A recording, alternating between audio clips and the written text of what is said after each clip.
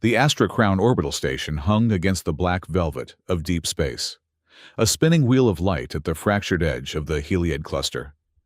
It was the only place in the quadrant where you could get a decent bowl of synthetic noodles and simultaneously broker a deal for faster-than-light engine components.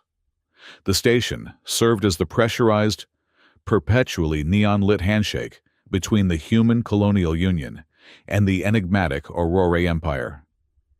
The Aurora, a tall, silver-furred fox-like species whose technology operated on principles that made human engineers weep, generally kept to the upper, polished levels of the station. Humans, and the myriad other species caught in the gravitational pull of commerce, filled the lower levels, deep in the station's ninth radial arm, known universally as Spoke 9.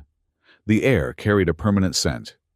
It was a complex blend, the sharp tang of ozone from the atmospheric scrubbers, the faint, sweet decay of hydroponic fertilizers from the vertical farms, and the hot, metallic smell of welding torches. And, at least within a 50-meter radius of Aiden Cole's stall, the aggressive, smoky aroma of paprika and roasted chicken. It was late, nearing 3 in the morning, station standard time. The main Spoke 9 market was reeling. Metal shutters rattled closed. Neon signs sputtered and died. The sanitation drones began their slow, whining patrol, steaming the grime off the walkways. Aiden Cole leaned against the humming chassis of his food synthesizer, wiping his hands on a rag that had given up aspirations of cleanliness weeks ago. His lower back issued a dull, familiar complaint. He was a man defined by the aches of his trades. By day, or rather, by the station's designated alpha shift. He was a zero-gravity mechanic, specializing in attitude thrusters and cargo lock mechanisms. His hands, thick and scarred, bore the calluses of a wrench. By Omega Shift, he was the proprietor of The Last Wing, a name that had started as a joke and stuck. His cooking setup was a testament to his dual skills, a salvaged thermal regulator from a freighter, bolted to a modified military-grade food synthesizer, all jury-rigged to a chemical spice aerosolizer. He was tired. The synth meat sizzled on the grill, the last batch of the night. He was packaging it for the cleanup crews, the only clientele still moving. A flicker of movement in the steam-filled alley caught his eye. It was a shape, small and hesitant, wrapped in a utility cloak so ragged it looked more like layered rags. The figure hovered at the edge of the light cast by his stall. Aiden sighed, his breath fogging in the cooling air. Another stray. Spoke. 9 had plenty. The kitchen's closed, he said, his voice flat. He did not look up, focusing instead on scraping the grill clean. The metallic scrape echoed slightly. A voice, surprisingly soft but cracked with dryness, replied, "Please, just one." Aiden stopped scraping. He looked up properly. He could not see a face beneath the deep hood, just a shadow. The figure's small, gloved hand was trembling, held out slightly. "One what?" Aiden asked, though he knew. "One wing." Aiden looked at the remaining piece on the grill. It was a perfectly synthesized dramette, glistening with his signature Helios Flare spice mix. It was, technically, the last one. He felt the familiar twinge in his spine, a sharp reminder of a long shift. He wanted to close, to get back to his bunk, to soak his aching hands. "You got credits?" he asked. The standard interaction. The figure flinched. The hand retracted slightly. "No. I have nothing." Aiden stared for a long second. The station was a crossroads of immense wealth and desperate poverty. He had seen senators of the Aurora Empire glide past beggars from forgotten human colonies, all in the same corridor. He looked at the hooded figure, then at the last wing. He let out a short, dry laugh that sounded like rust. "Well, It's your lucky night. He turned, grabbed the wing with a pair of tongs, and dropped it onto a clean hydro paper wrapper. He folded it neatly, the way he always did, and slid it across the metal counter. It's the only one I have left, Aiden said. On the house. The figure lunged forward. The small hand snatched the package. The hood tilted back slightly as the figure retreated into the shadow of the opposite bulkhead. Aiden watched, expecting the person to flee with the food. Instead, the figure simply began to eat. It was not polite. It was desperate. The wrapper was torn away, and the sound of frantic, hungry chewing filled the relative quiet of the alley. Aiden turned back to his grill, beginning the shutdown sequence. He felt the dull satisfaction of a simple transaction completed. Then he heard another sound. It was quiet, rhythmic, a gasp, followed by a choked sob. He froze. He turned, leaning out from his stall. The figure was shaking. The hood had fallen back completely, revealing the face of a young woman. She was pale, fine-boned, and streaked with grime. But it was her eyes that held him. They were wide, luminous, and impossibly clear, the distinct, silvery gray of a highborn aurora. Her fox-like ears, elegantly tapered, were pressed flat against her head in distress. She was still eating the wing, tearing meat from the synthesized bone, but silent tears were carving clean paths through the dirt on her cheeks. She was eating and weeping, a portrait of profound, contradictory misery.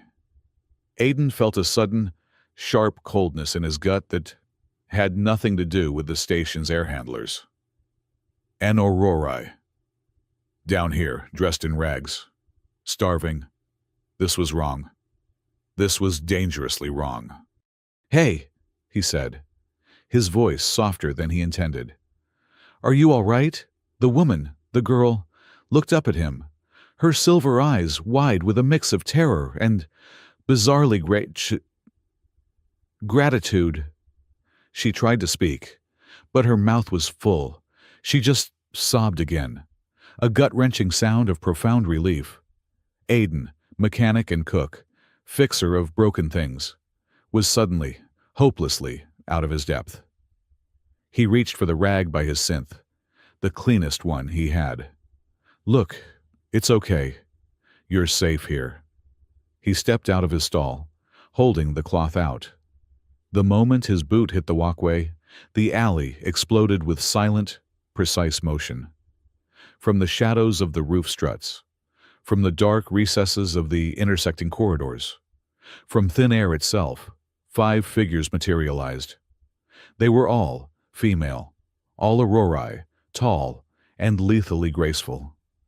They wore no bulky armor, only sleek, form-fitting body gloves that seemed to drink the neon light, shimmering like captured night. Each moved with an impossible, synchronized fluidity. They did not rush the girl. They formed a perfect, 5-pointed perimeter around her, their silver eyes fixed on Aiden. Their sharp, fox-like faces were serene, professional, and utterly terrifying. Aiden stopped dead. His hand, holding the rag, remained outstretched. He recognized the disciplined stance, the subtle shimmer of personal shield emitters at their hips. This was not a security detail. This was a royal guard. The girl, the one crying over the chicken wing, wiped her mouth with the back of her ragged sleeve. She looked at the 5 guards, her expression unreadable. "It is fine, Rhea," she said, her voice retaining that soft, aristocratic cadence despite her earlier desperation. He was kind, the guard nearest him. Rhea did not relax. Her hand rested on the hilt of a crystalline blade. "My Empress. The protocol was clear. No interaction. Empress." Aiden's blood turned to ice water. His mind flashed with images from the official station news feeds. Empress Seraphine IX, ruler of the Aurora Empire, was on Astra Crown for her ceremonial ascension rites. and he had just given her a free chicken wing. He slowly, very slowly, lowered his hand. "Empress," the guard named Rhea repeated. Her gaze locked on Aiden. "We must return you. The fast is broken. The experience is complete." Seraphine looked down at the near-clean bone in her hand. She looked at Aiden. "He gave me the last one." "It was a breach." Another guard, this one with a scanner flickering over her eye, whispered. "Unknown biologicals. Unknown motive." "His motive," Seraphine said, her voice gaining a sudden, surprising strength, "was kindness." Aiden wanted to speak, apologize, run. He did none of those things. He just stood there, a grease-stained mechanic caught in a spotlight he never asked for. It was in that precise moment of silent, pressurized tension that two things happened simultaneously. The first was internal. As Aiden processed the word Empress, a forgotten instinct, a dormant partition of his own mind, flared to life. It was a sensation he had not felt in 12 years, a warm, tingling resonance that started at the base of his spine and shot up into his right forearm. It was the relic weave. For 12 years, Aiden Cole had been just a mechanic. For 12 years, he had suppressed the unique genetic marker that made him the last warden of relics, the only living being. Human, or otherwise, who could interface with the ancient, godlike operating system that underpinned all precursor technology. He had buried it under grease, calluses, and the fumes of synthetic spices. But the weave responded to moments of profound emotional transfer, to nexus points in history. And the act of the warden, however ignorant, giving his last piece of food to a starving empress, had apparently triggered it. A surge of dormant data, faint as a whisper, warmed the calluses on his wrist. The second thing was external. Astra Crown, the station itself, felt that surge. There were no sirens. There were no flashing red lights. The station's response was far more sinister.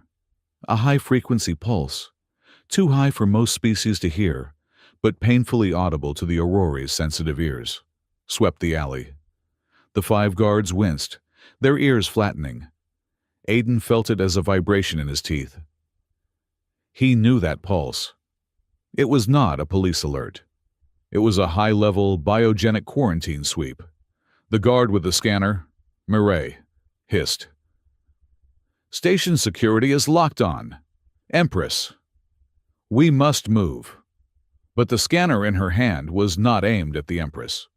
It was aimed at Aiden. On its small, holographic display, a symbol flared. A complex, spiraling sigil that Aiden knew as well as his own face. It was Warden's mark. The station's internal security system, a cold, logical entity that had ignored him for over a decade, had just found him. Subject identified, a synthesized, dispassionate voice echoed from the comm beads of the guards. Aiden Cole, Classification Warden. Threat level Omega. He has activated the weave. He is the source of the breach. Before Aiden could even process the accusation, a new, heavier set of footsteps echoed from the main concourse. These were not the quiet steps of royal guards. These were the heavy, magnetized boots of Astra Crown's elite enforcement. They emerged into the alley, a full squad, clad in black and gold armor, their pulse rifles leveled. They parted, and a tall, imposing figure stepped through them. It was not an Aurori. He was human. An older man, his face a mask of stern, bureaucratic disapproval. He wore the dark, severe robes of the High Chancellor. Aiden's breath hitched. He knew that face. He knew that cold, calculating gaze. Cadron Vale. "Seize the human," Cadron Vale commanded, his voice amplified by a throat mic. He is charged with high treason and the attempted assassination of Empress Seraphine IX by means of biological agent. Aiden stared, his mind reeling. Assassination, biological agent. He looked at the half-eaten chicken wing in Seraphine's hand. "That is paprika," Aiden said, his voice numb. "And cumin." Cadron Vale ignored him. His eyes were on the Empress and her guards. "Your Majesty, this man is more than he appears. He is the fugitive warden of relics. Our scanners detected a pulse from the relic weave precisely as you ingested the contaminated food. He used his access to poison you, a pathetic attempt to seize control of the station's core systems during the chaos of your death. It was a perfectly constructed lie. It was brilliant, swift, and utterly damning. Cadron had been hunting the warden for years, wanting the relic weave for himself. And Aiden, in an act of simple, stupid kindness, had just delivered himself, and the perfect scapegoat, on a silver platter.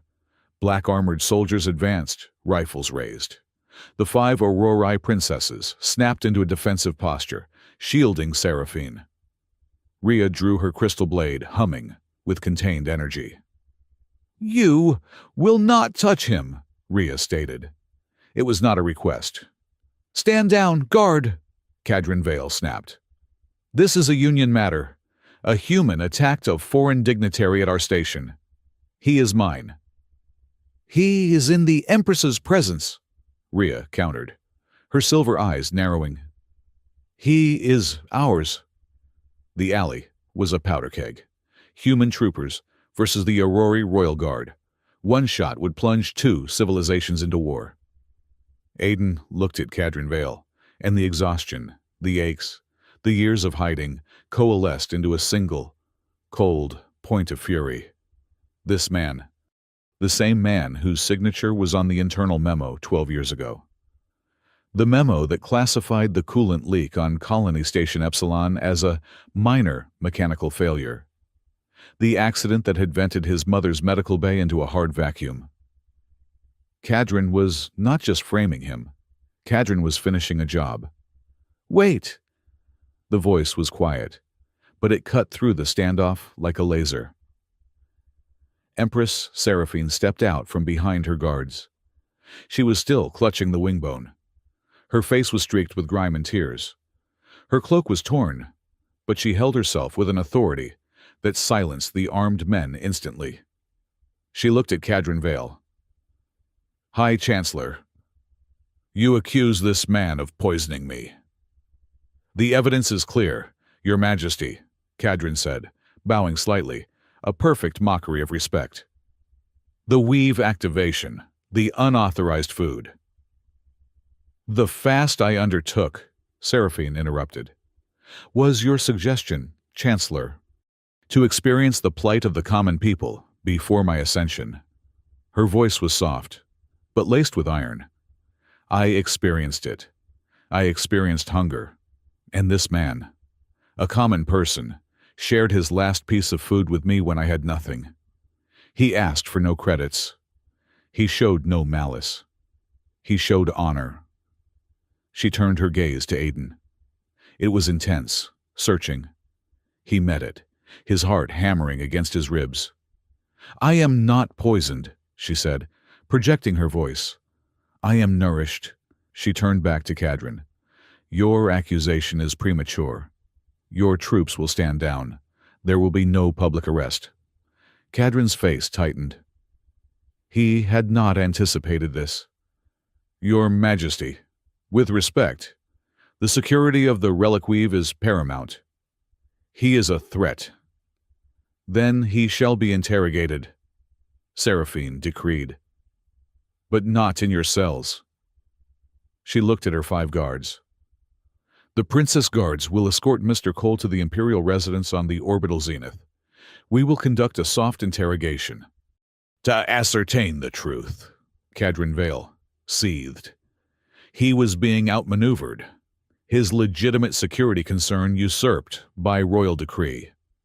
But he could not force the issue without sparking the very war he claimed to be preventing. He gave a stiff, furious nod. "As you wish, Empress, but my guard will maintain the outer perimeter." "That is acceptable," Seraphine said coolly. She dropped the chicken bone. It clattered on the metal walkway with a tiny, final sound. Rhea sheathed her blade. She motioned to Aiden. "You will come with us. Now." Aiden looked at Cadron Vale, whose eyes promised a cell, a neuro-interrogator, and a very quiet death. Then he looked at the Empress, who had just saved his life based on the taste of paprika. He nodded, wiping his greasy hands on his already filthy apron. He was flanked instantly.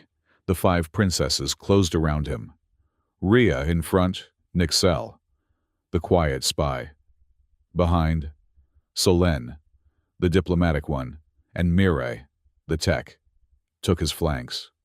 Thalia, the one who seemed to shimmer, walked beside the Empress. They moved as one unit, leaving Cadron and his troopers in the steam-filled alley. They swept Aiden through back corridors, onto a private grav lift reserved for diplomats. The market, the sizzle of his grill, the smell of cumin, felt a universe away. The lift was silent, accelerating smoothly towards the station's zenith. Aiden stood in the center, a mechanic in a cage of silver-furred royalty. He was acutely aware of his own smell grease and sweat in the clean, sterile air of the lift. He was trapped. He was a fugitive, and he was the primary suspect in a plot that could end interstellar peace. His chance to avenge Cadron seemed to have evaporated. He was just a pawn. As the lift ascended, passing the station's central axis, the 5 guards moved, shifting their position slightly. It was barely perceptible, but it was coordinated. Aiden's head was down. He was staring at his calloused, stained hands. Then he heard the whisper. It was so quiet he almost missed it. It came from Rhea, the tactical leader, at his front. Her lips barely moved. "Stay." Aiden's gaze flickered to his left. Solène, the diplomat, was looking straight ahead, her expression serene. "Stay." He glanced to his right. Mireille, the technician, tapped her Omni-tool, her eyes scanning data, but she whispered it too. "Stay." From behind him, the whisper from Nixel. The spy was a breath of cool air on his neck. "Stay." And finally, Thalia, standing near the Empress, her eyes closed as if listening to some distant music. "Stay." It was not a command. It was not a threat. It was an invitation. It meant, stay alive, stay here, protect her, prove Cadron wrong. Aiden looked up. He saw the reflection of the lift's occupants in the polished bulkhead. The 5 elite princesses, the young Empress who still had the faint track of a tear on her cheek, and him, the mechanic. He understood. This was not an arrest. This was a recruitment. They were not taking him to a cell. They were taking him to the front line. And Cadron Vale, the man who had murdered his mother, was on the other side. Aiden unclenched his fists. The faint, warm hum of the relic weave in his arm pulsed, just once, in recognition. His quiet life was over. His chance for revenge had not evaporated. It had just begun. The imperial residence on the Astra Crown Zenith was a place of profound silence. Down in Spoke 9. Aiden's life had been a constant barrage of noise, the hiss of pneumatic wrenches, the roar of the ventilation, the sizzle of the grill, the chatter of a dozen species in 20 different languages. Here, the air was so perfectly scrubbed and sound-dampened that his own footsteps, shod in worn-out mechanic's boots, seemed like an insult. He was still wearing his apron, stained with grease and synthetic chicken fat. The 5 princess guards had not offered him a change of clothes. They had escorted him from the grav lift into a vast, white chamber that seemed carved from a single piece of crystal. the light shifting in soft, pearlescent rainbows across the walls.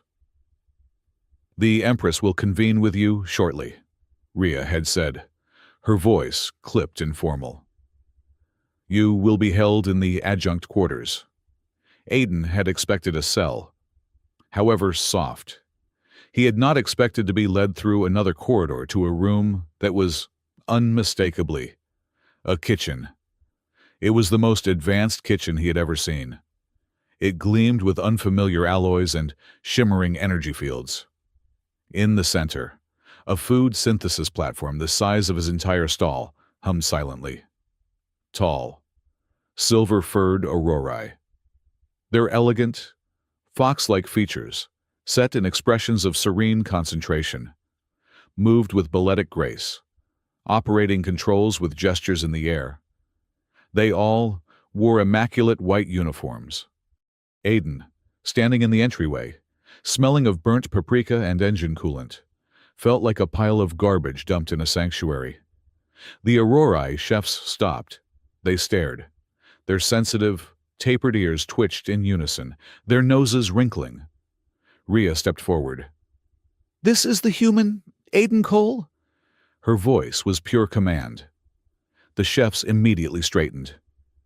"By order of the Empress, he is a culinary consultant. He is to be given access, and he is to observe the preparation of the Empress's next meal." One of the chefs, taller than the others, his silver fur brushed to a perfect sheen, stepped forward. His white uniform bore a small, crystalline rank insignia. The head chef. "Observe." The chef's voice was a high, melodic hiss. "He smells of combustion. He will contaminate the sterile field." Aiden ignored the insult. He was not looking at the chef. He was looking at the food synthesizer. His eyes, the eyes of an engineer, scanned the energy conduits, the pressure gauges displayed on a holographic panel, the faint shimmer of the containment field. "You're running cold," Aiden said, his voice a low rumble in the quiet room. The head chef's ears flattened. "This is the T-Series synthesis matrix. It operates at the precise temperature ordained by the Imperial House. Peak aurorae efficiency." "Peak efficiency," Aiden agreed, stepping past an appalled Rhea and approaching the console. "But not peak flavor. Your pressure is off by at least 0.5%. You are shearing the long-chain proteins before they can bind the flavor aerosols. The nutrient paste must taste like lukewarm static."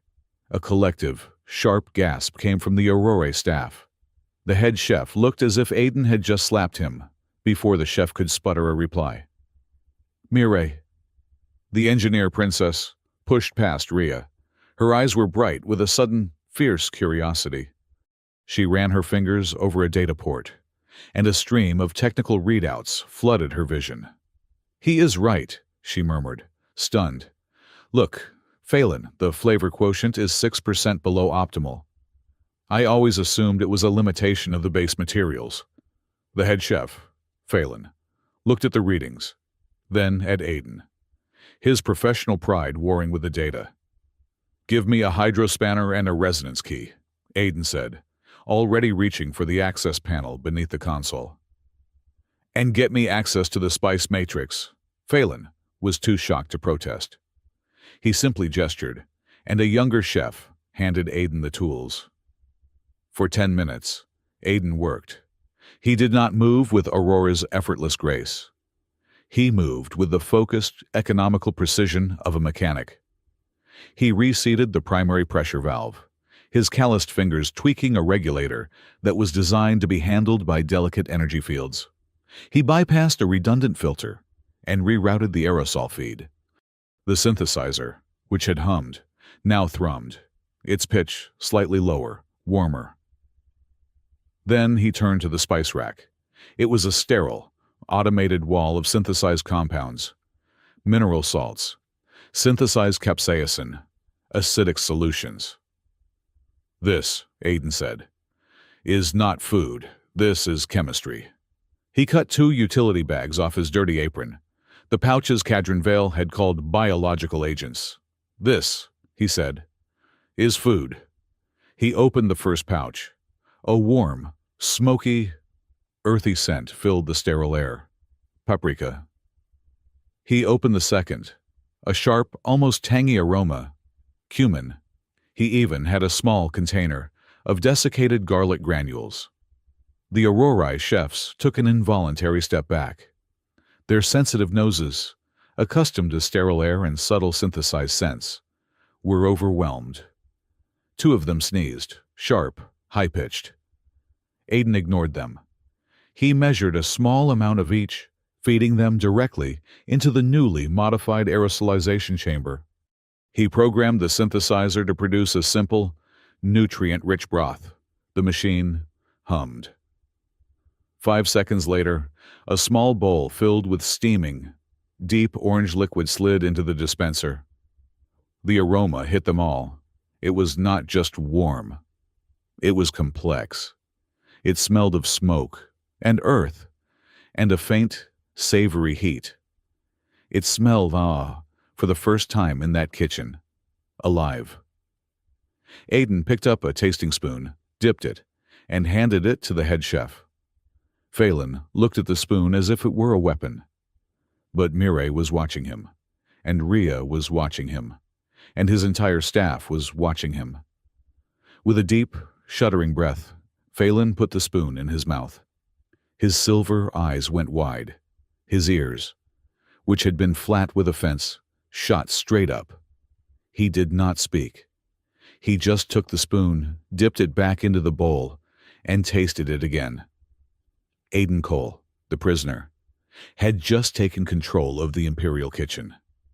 "Good," Aiden said, wiping his hands on his apron.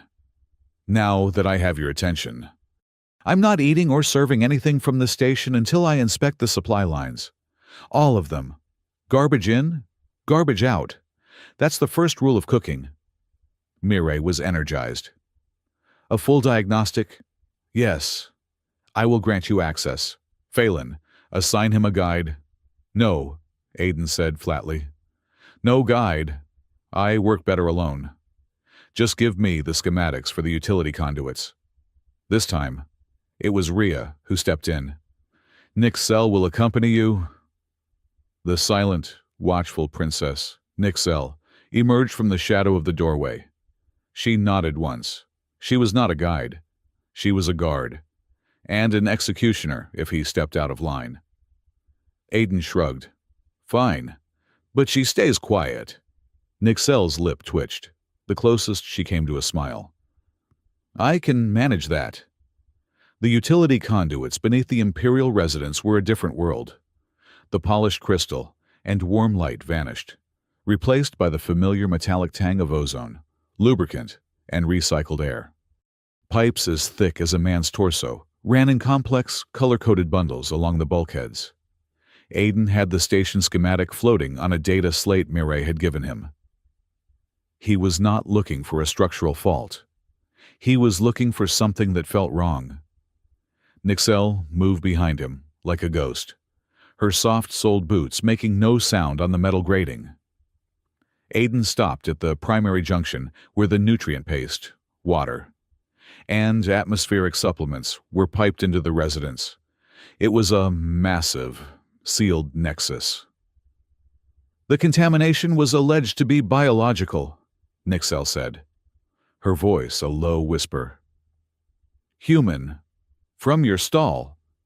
"Cadron lied," Aiden said, running his bare, calloused hand along the cold metal of the primary nutrient pipe.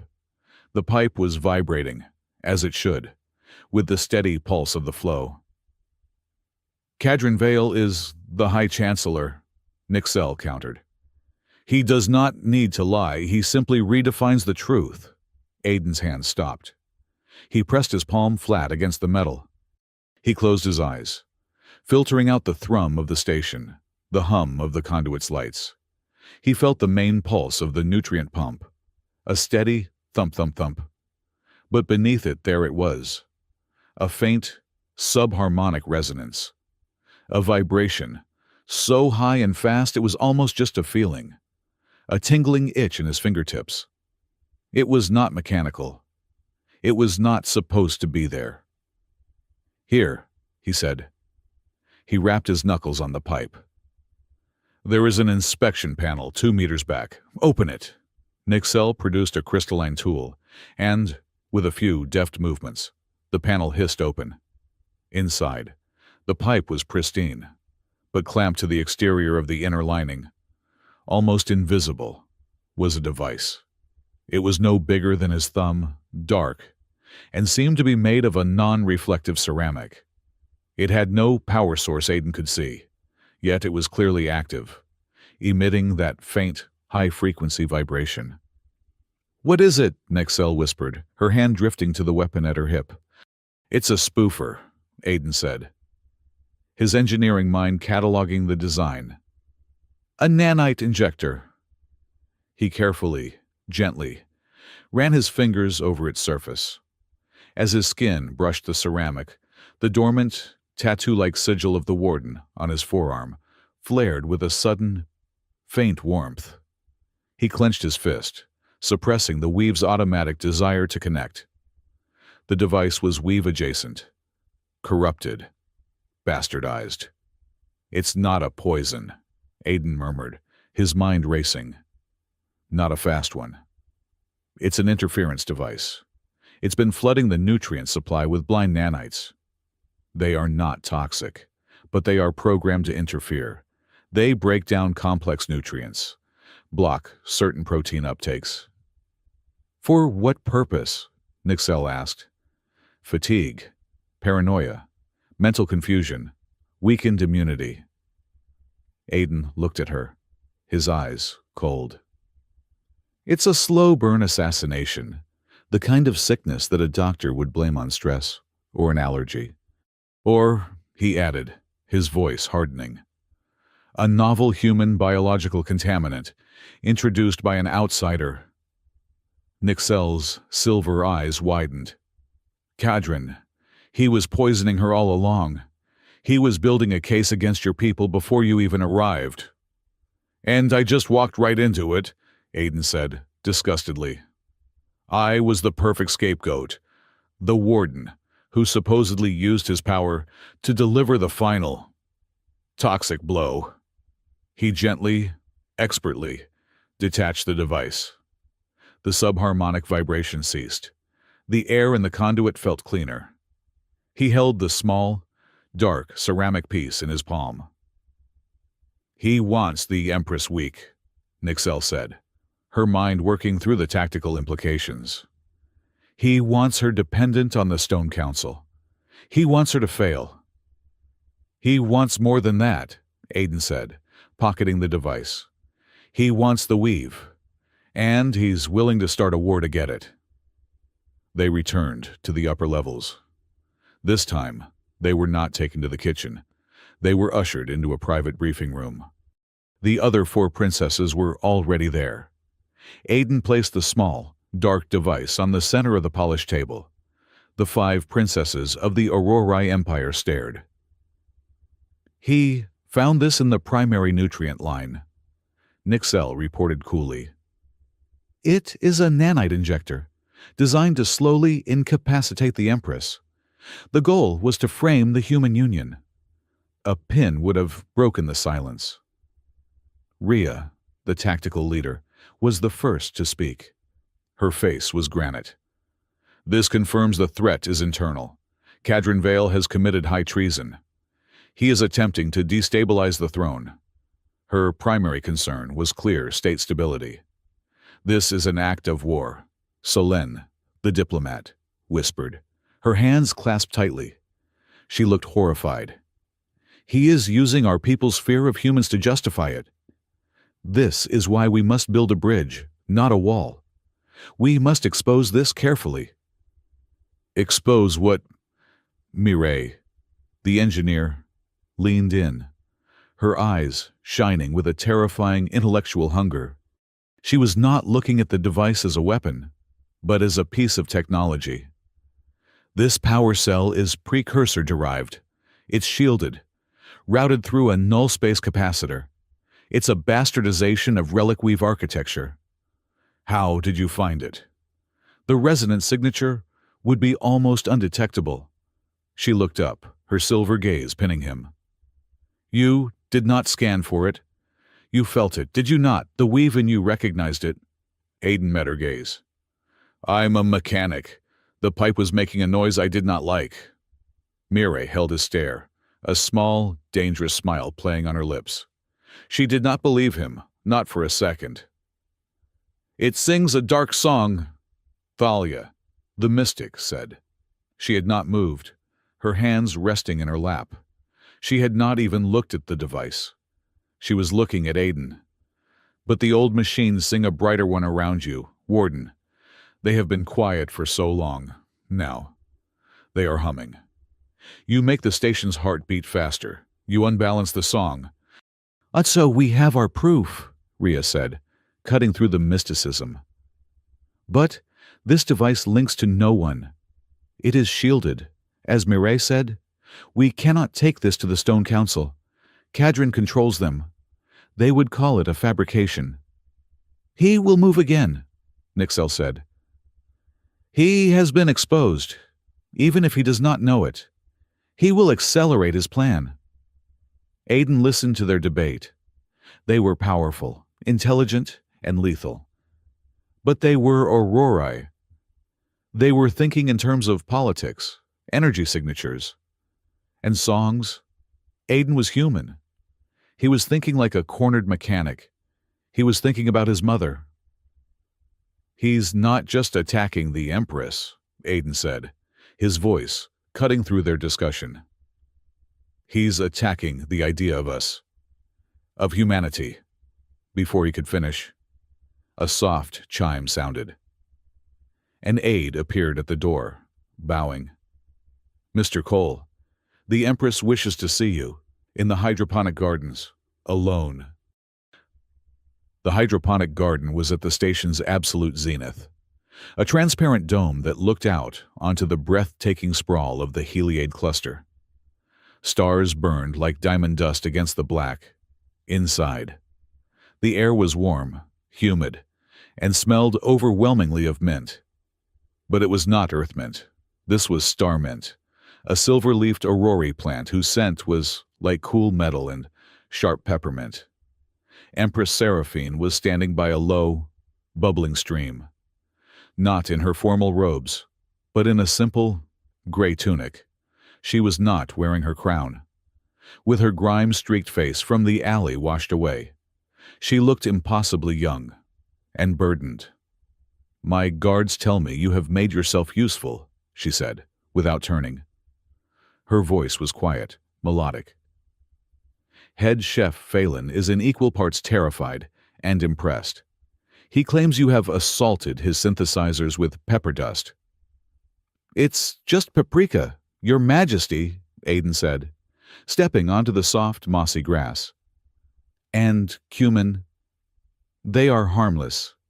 Like the chicken wing, Seraphine said.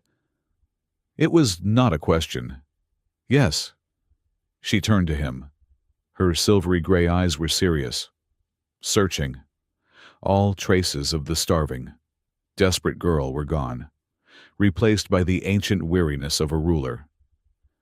I have been thinking about that night, Aiden Cole, about your stall, the last wing. I have been trying to understand. She paused, her gaze drifting back to the stars. Why did you give it to me? Why only one? It was the real question, the real interrogation. Cadron had accused him of a complex plot. The truth was far simpler, and, in this place, perhaps far more complicated.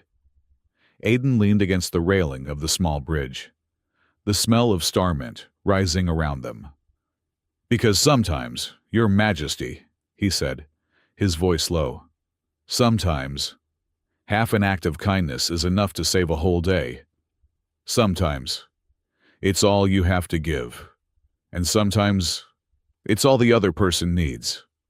He looked at his hands, calloused and stained. My mother was a nurse on a frontier colony, Epsilon. Not much out there but rock and hard radiation. We were always short on supplies, medicine, food, oxygen, always short.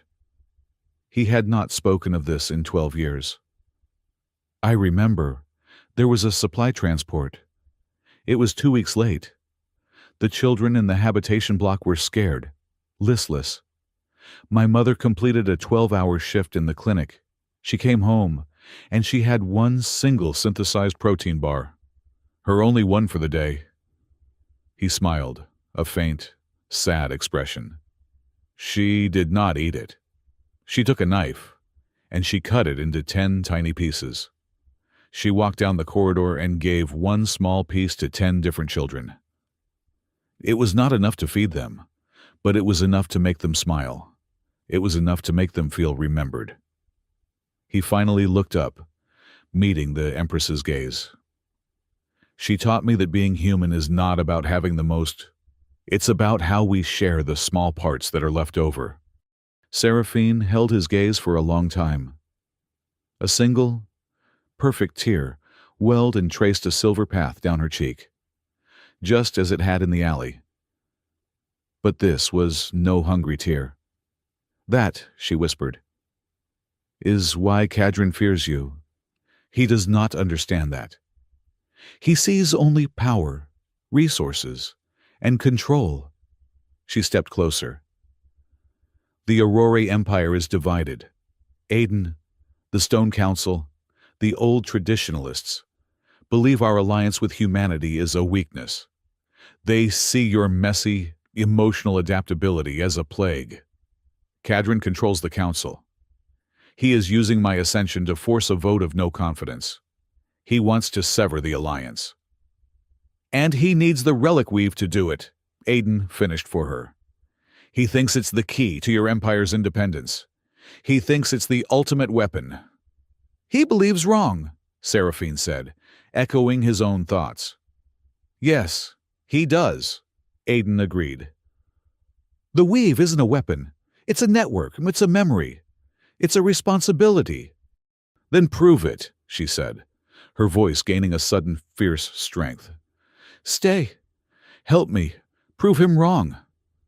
Later that night, Aiden was in the small, functional quarters he had been assigned. It was not a cell. It was a room, with a bed and a sonic shower, a luxury. He sat on the edge of the bed. For the first time, he pulled up the sleeve of his right shirt, past the elbow. The calluses on his wrist and forearm were thick, a mechanic's badge of honor. But beneath the skin, a faint, complex, geometric pattern shimmered with a soft, cyan light. The warden's sigil. It was warm from his proximity to the nanite device and his conversation with the Empress. The weave was awake. He pressed his thumb to the center of the sigil. He did not try to seize control of the station. He did not try to crash Kadrin's bank accounts or shut down the life support. That was what Kadrin expected. That was the clumsy human way. Aiden Cole was not just a warden. He was an engineer. He did not shout at the weave. He listened. He sank into the station's network, not as a user, but as a part of the system. He felt the thrum of the great fusion reactor at the station's core. He felt the whisper of the air scrubbers, the distant, silent code of the security drones. He felt the cold, dark signature of the nanite device he had taken, a corrupted file in the station's memory. He tasted the data stream from Kadrin's office, shielded and encrypted, but present. He did not attack. He did not alert me. He just established a link, a single, invisible thread of data, connecting his sigil to the network. He would wait. He would let Kadrin make the next move. The next step came sooner than he expected. The door to his quarters chimed. It was Selene, the diplomat. She looked frantic, her silver fur ruffled. Aiden, you must see this. Now. She activated the room's main wall screen. It flared to life with the official Astra Crown public newsfeed. The headline, in stark, bold letters, blazed across the screen: Human Warden Captures Empress. A slickly produced segment began to play. It showed a grainy, zoomed-in image of Aiden, in his dirty apron, handing Seraphine the wing. It looked clandestine, shady. Then it cut to a pristine image of the imperial residence. Sources from the High Chancellor's office. A smooth, synthesized voice narrated, "Report the fugitive warden, Aiden Cole, has used unknown culinary methods to place the young Empress Seraphine under his influence. Witnesses claim the human's strange foods and alien technologies are charming the Aurora ruler, who has been secluded in the imperial residence for 3 days." The segment showed footage of Aiden's stall, labeling the paprika and cumin as unidentified chemical agents. It cuts to an interview with a frightened-looking Aurora merchant from Spoke 9. "He's human. They are not like us. They change things." "He's poisoning public opinion," Solani breathed, her ears flat with rage. "Cadron could not arrest you, so he is trying you in the media. He is painting you as a Svengali, a witch. He is painting all of humanity as a corrupting influence." Aiden watched the screen, his face hardening. The screen flashed an image of his mother's old colony, Epsilon, with a caption, "Site of Warden's first failed experiment." They were attacking his mother's memory. They were twisting his one act of kindness, her act of kindness, into a weapon. Cadron was not just trying to seize power. He was trying to erase the very idea that humanity had any goodness to share. Aiden slowly, deliberately, pulled his sleeve back down, hiding the warden's sigil. "All right," Aiden said, his voice dangerously quiet. "He wants to fight about food. He wants to talk about human influence." He looked at Selene. "Get me back in that kitchen. He's about to have a feast." Aiden's return to the kitchen was not as a prisoner, but as a reluctant general. The news segment Cadron had broadcast had lit a fire under the imperial staff. The anti-human sentiment, once a low hum of bureaucratic prejudice, was now an open, fearful chatter on the station. He ignored it. "If Cadron wants to fight about human influence," Aiden said to Rhea and Nixel, who had flanked him, "he is attacking the food. The nanite injector, I found it's a symptom. The disease is in the supply line." "You suspect the bulk nutrient stores?" Rhea asked, her tactical mind clicking into place. "I suspect everything," Aiden replied. "If he is colluding with an outside source to create scarcity. He is not just injecting nanites here. He is contaminating the source material. The deep freeze stores, the station's main larders. The central cold storage," Nixel stated, her voice flat. "Deck Umbra. That is a maximum security zone, controlled by Cadron's station enforcement." "Then we are not going in the front door," Aiden said, stripping off his apron. "Miri, I need a schematic of the refrigeration conduits. The old ones, the ones they use for coolant overflow." "You are not a soldier," Rhea protested, though it was a weak argument. "No," Aiden said, his eyes hard. "I'm a mechanic. I know how stations breathe. And right now, this one is choking." 20 minutes later, Aiden and Nixel were in a grimy maintenance shaft 2 decks below the polished Imperial levels. The air here was cold, smelling of chilled ozone and the faint, unsettlingly sweet odor of cryopreservation fluid. Aiden moved with a mechanic's confidence. Nixel with the silent grace of a predator. They bypassed 3 pressure-sealed doors. Aiden, using a maintenance override code he had simply known was the default flaw in the weave architecture he had sensed. Nixel disabled 2 sonic tripwires with a burst of localized static from her Omnitool. They emerged into a vast, dark cavern. This was the central cold storage, It was less a room and more a canyon of frozen containers, stretching down into the station's core. Automated cranes, silent and massive, slid through the darkness high above, moving tons of frozen nutrient paste. The inventory logs show these containers as pending sanitation, Nixel whispered, pointing her scanner at a row of dull gray tanks. They are not on the active distribution list. They are being held back, Aiden murmured. He approached one of the tanks. He placed his hand on the frozen metal. He did not need his sigil to feel this. It was a mechanic's instinct. The tank was humming. "This tank is not just cold," he said. "It's active. There is a device inside." Nixel's tool flashed. "I am reading a shielded power signature. It's not station tech." Aiden found the maintenance port. His fingers, deft and sure, worked the release mechanism. With a hiss of frozen air, a panel slid open. Clamped to the internal nutrient agitator was a machine. It was sleek, black, and organic in its design, less like a machine and more like a high-tech beetle. It was bristling with small, needle-like injectors, pumping a steady, ultrasonic stream of something into the frozen paste. "That's not a nanite spoofer," Aiden said, his voice grim. "That's a factory." As they watched, a small red light on the device's carapace blinked. It was uploading data. "It's communicating," Nixel said, her scanner working furiously. "The encryption is immense. I cannot crack it. It is broadcasting to a shielded network, off-station." "The network," Aiden breathed. He stepped closer. The sigil on his arm, hidden beneath his sleeve, burned with a cold, blue fire. The Weave recognized this device. It was not just Weave adjacent.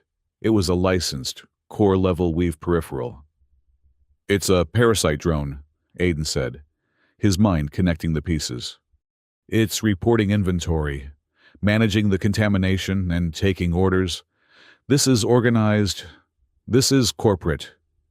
"Whose signature is it?" Nixel demanded. Aiden closed his eyes, letting the Weave's faint song resonate. He did not touch the device. He just listened to the data it was singing. He heard the encryption key, a complex fractal of numbers and light. "It's not a name," he said, opening his eyes. "It's a designation, a trade guild. It's calling itself Motherloom."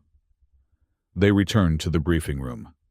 Aiden carried the inert drone, having carefully detached it. He placed it on the table, just as he had the nanite injector. This new threat was 10 times larger. Mireille, the engineer, leaned over it, her eyes electric.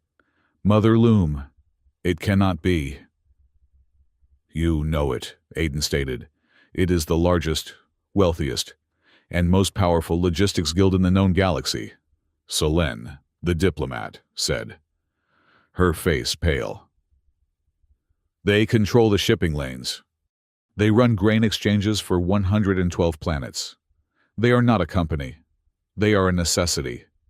They set the price for food across the stars."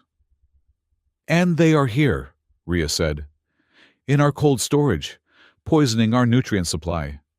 "It all makes sense now," Aiden said, pacing the room. "Cadron isn't just trying to weaken Seraphine. He's working with the Loom. Look at the news reports he is seeding. Human traders disrupt supply lines. Human influence causes shortages. There are no shortages. Cadron and the Loom are creating the shortages. They are starving the station, and Cadron is handing them the perfect scapegoat humanity." "The Stone Council will be forced to act," Solène whispered. "If the populace is hungry, they will demand a change. Cadron will motion to sever the treaty with the Human Union, citing the food crisis. And, as a solution, he will grant an exclusive trade monopoly to Motherloom." "He gets power," Mireille added.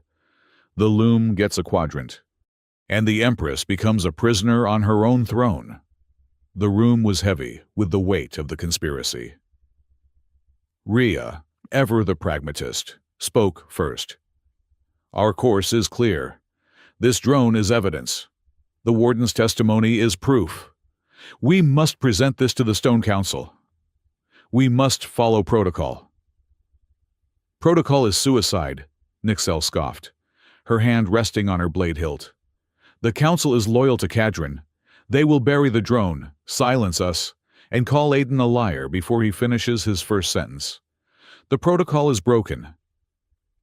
Then what do you suggest, sister? Rhea countered, her voice sharp. I suggest a blade, Knelt said, her silver eyes like chips of ice. A quiet visit to the High Chancellor's chambers. We cut the head from the snake.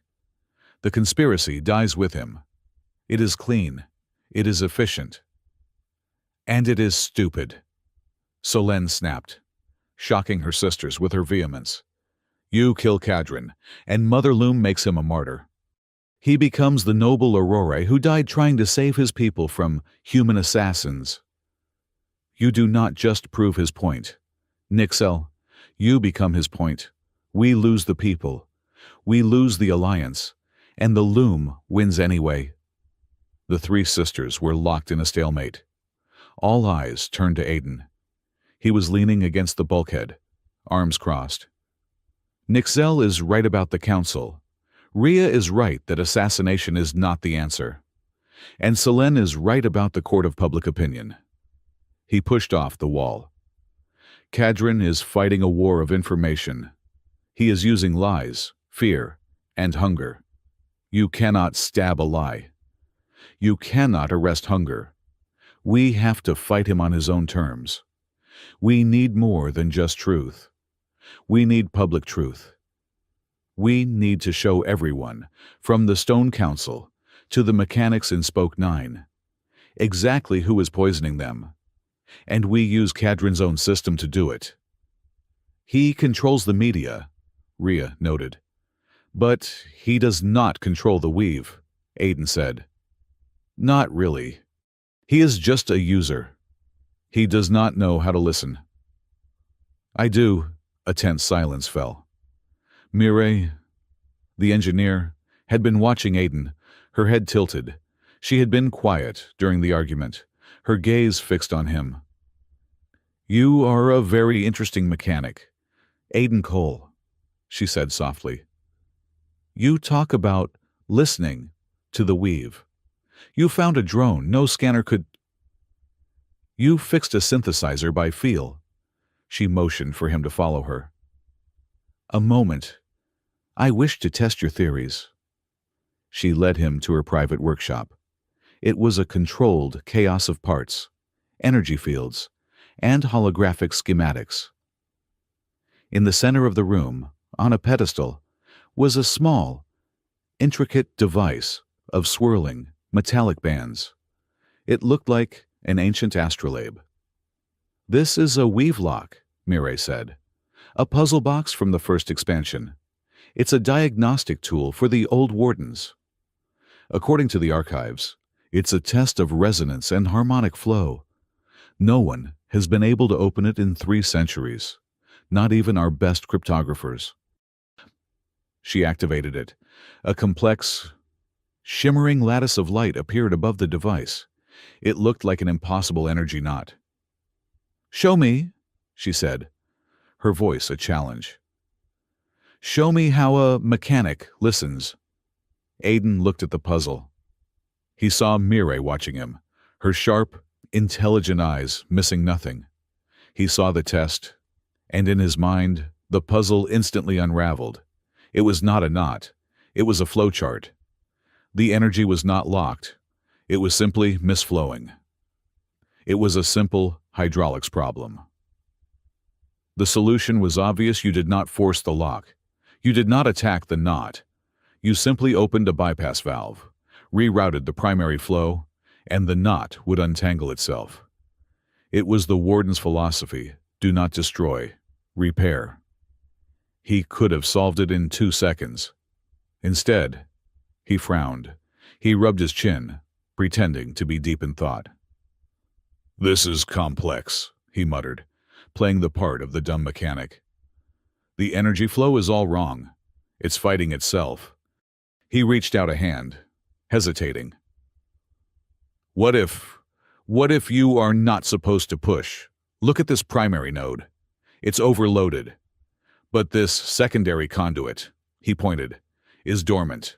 What if you just inverted the polarity, divert the flow away from the lock?" He tapped a rune on the holographic interface. There was a soft, melodic chime. The holographic knot unraveled. The physical bands of the device spun, realigned. And with a satisfying click, the box opened. Mireille's jaw dropped. She stared at the open box, then at Aiden. Then she laughed. It was a sharp, barking, delighted sound. "You are a terrible liar, Aiden Cole," she said, her eyes shining. "You knew the answer the moment you saw it. You are not listening to the weave. You are reading it. You are fluent." Aiden gave a small, sheepish shrug. "It was a lucky guess." "No," Mireille said, suddenly serious. "It was not. And you are right to hide it. Cadron thinks you are a hammer. He has no idea you are a scalpel. We will need that. We will need that processing power." He returned to his quarters, but he was intercepted by Solène. "The Empress wishes to see you. She is in her private study. She is unwell." Aiden's gut tightened. He found Seraphine not in the garden, but in a small, stark room, lines of code and political maps swirling on the walls. She was pale, a fine tremor in her hands as she held a teacup. "Your Majesty," he said, alarmed. She looked worse than she had in the alley. "It is just fatigue, Aiden," she said, her voice thin. "Cadron's news campaign is effective. The council is wavering. She winced, raising the cup to her lips. Aiden moved. He did not ask. He took the cup from her hand. He raised it, not to his lips, but to his nose. He smelled the familiar, sharp scent of starmint. But beneath it, just as he had in the utility conduit, he smelled something else. A faint, bitter, metallic tang. The smell of ozone. "Where did this tea come from?" he demanded. "From my personal stores," she said, confused. "It is the only thing I have ingested that did not come from the main kitchen. It is sealed." "It is poisoned," Aiden said, his voice grim. "This is not the Mother Loom's work. This is not mass-produced nanite. This is the first batch, the one I found in the pipe, Cadron's personal supply. He is dosing you directly." He realized with a jolt, Cadron was not just weakening her for the council. He was playing his own separate game, trying to kill her quietly. Even as his larger plan with the loom unfolded, Seraphine's eyes widened in fear as a wave of dizziness hit her. "Aiden!" Aiden grabbed her arm, steadying her. "It's all right. It's a low dose, administered over weeks, but we have to flush it." He half-carried her to the Imperial kitchen. The chefs, including Phelan, scrambled out of his way. He did not go to the synthesizer. He went to the small, prized hydroponics bay Phelan kept for palate cleansers. "I need high-potassium greens," he snapped. "The dark, leafy ones. I need a mineral salt, a chelating agent, and I need the acidic citrus analog. Now." The terrified chefs provided them. Aiden ignored their horrified looks as he bypassed all notions of elegant Aurora cuisine. He threw the items into a simple thermal blender, added water, and hit puree. He poured the resulting thick, bright green, foul-smelling liquid into a cup. "My mother," he said, handing it to Seraphine, "was a nurse in the mining colonies. They dealt with heavy metal exposure. This is a biochemical flush. The nanites are programmed to bind to specific metallic ions. This concoction introduces a charge that makes them inert. It will force your system to purge them, he added. It will taste like engine block scrapings. Seraphine looked at the green sludge, then at his intense, worried face. She trusted him. She took the cup and drank the entire thing without pausing, her tapered ears flattening against her head at the horrific taste. She finished, gasping, and for a moment she swayed. Aiden's hands were on her shoulders, holding her steady. The entire kitchen watched in horrified silence. After a long 30 seconds, Seraphine took a deep, shuddering breath. The faint, metallic smell that Aiden had detected on her breath was gone. The tremor in her hands stilled. Color was returning to her face. "The metallic taste," she whispered, her eyes wide with relief.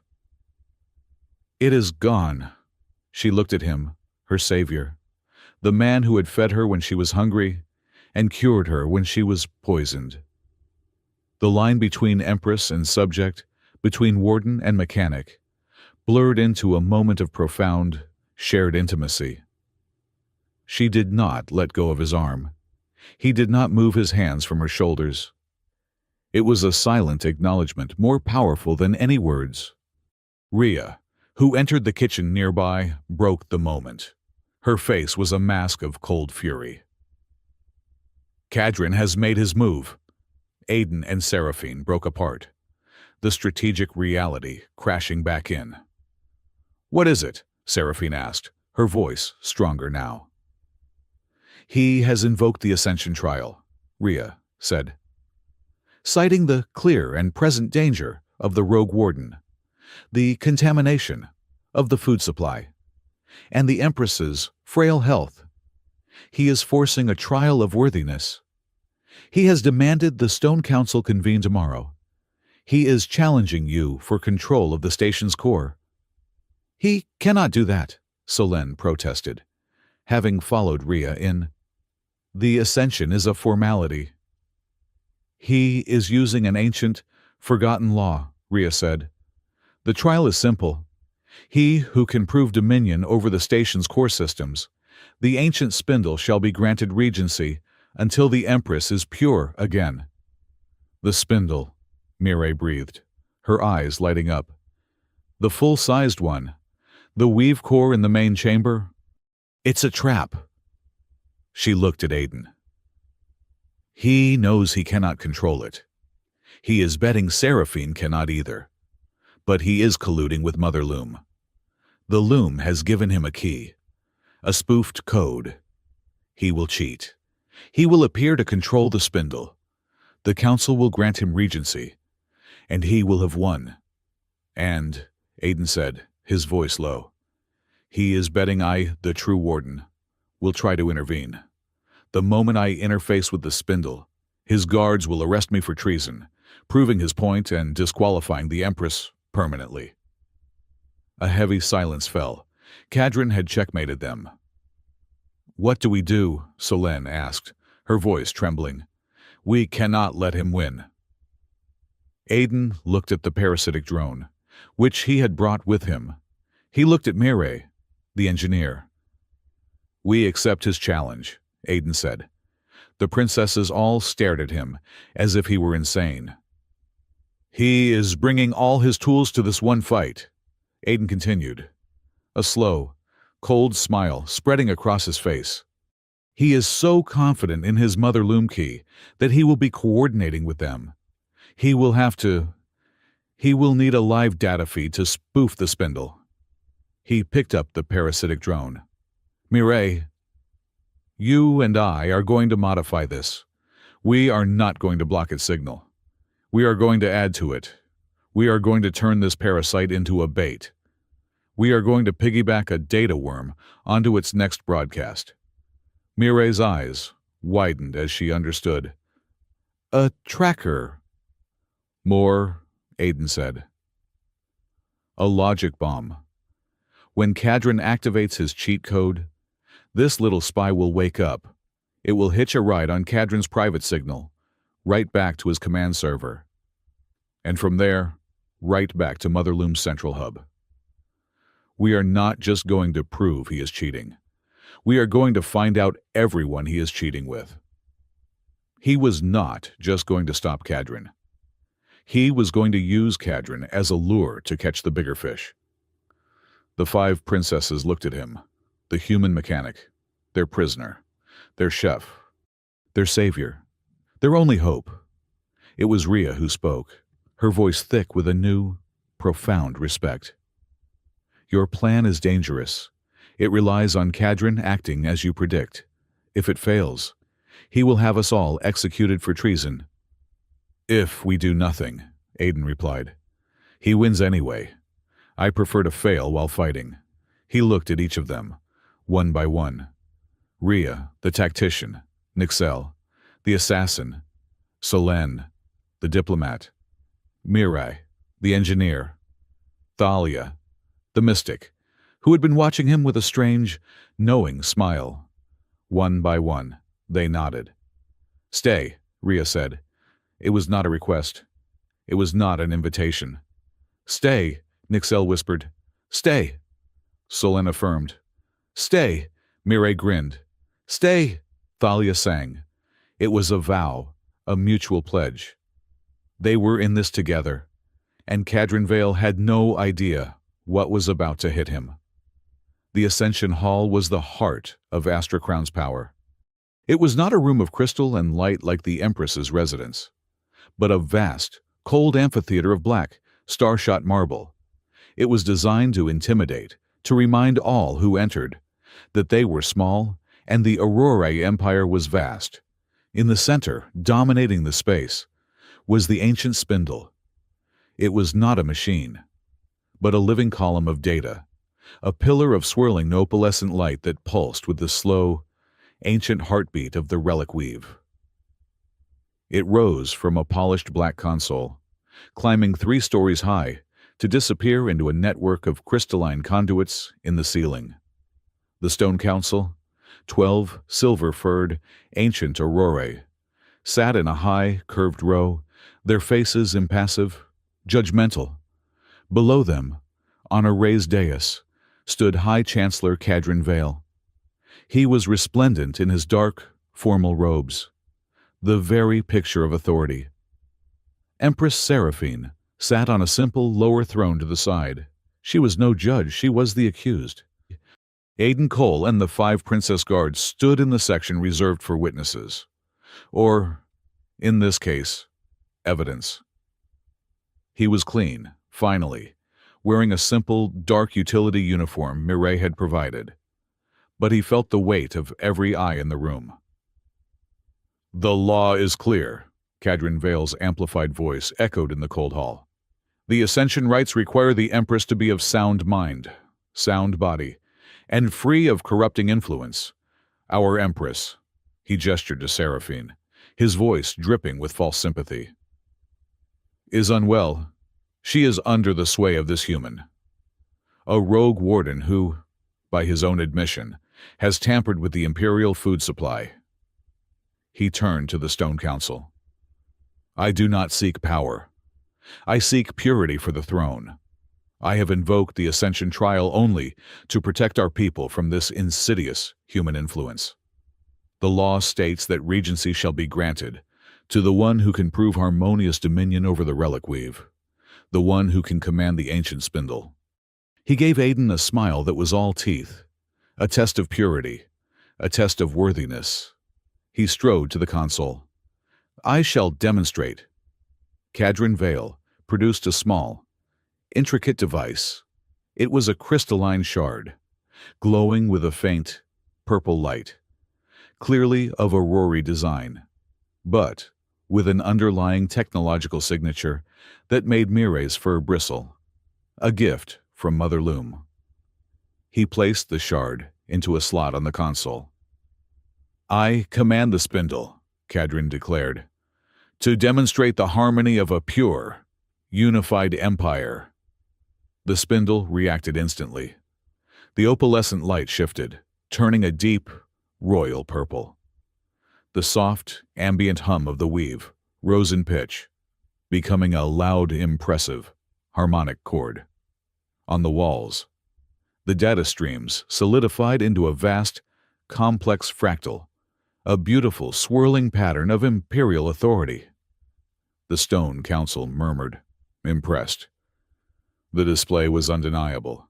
It was powerful. It was stable. "He is spoofing the primary interface," Mireille whispered to Aiden, her voice tight with fury. "It is a brute force command, a deep fake. The spindle is not obeying him.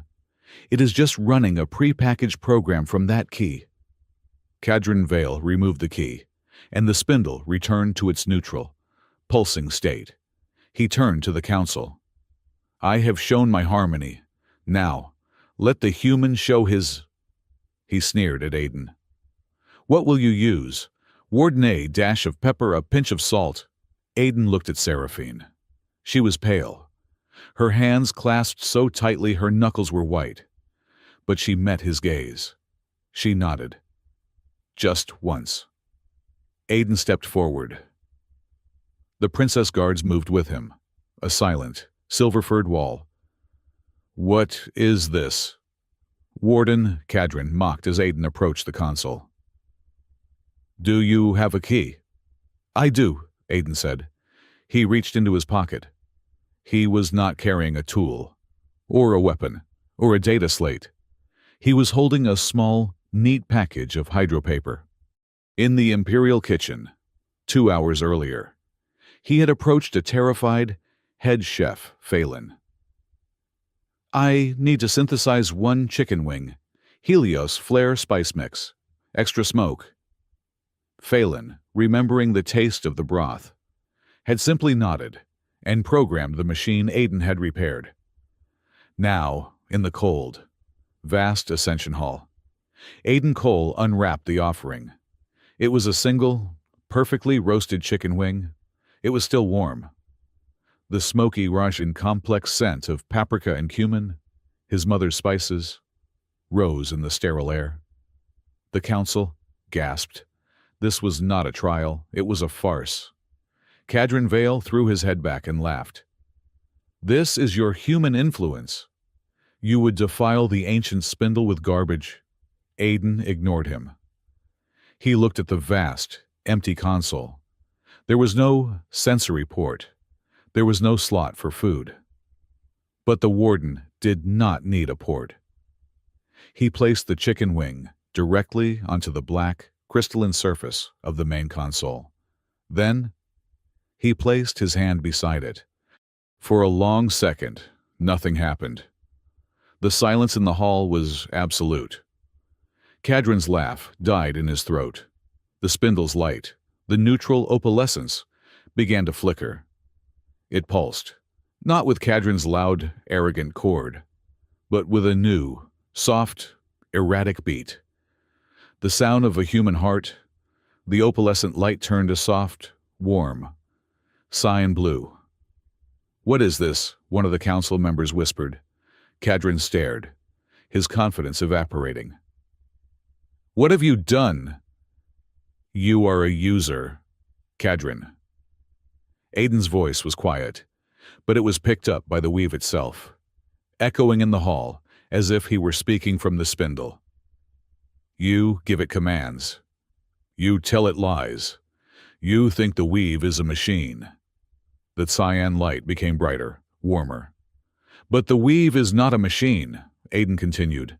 "It is a memory. It is the chronicle of a civilization. And it does not remember your codes.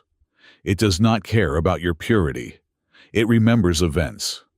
Thalia, the mystic princess, closed her eyes, a smile touching her lips. "The song is so bright."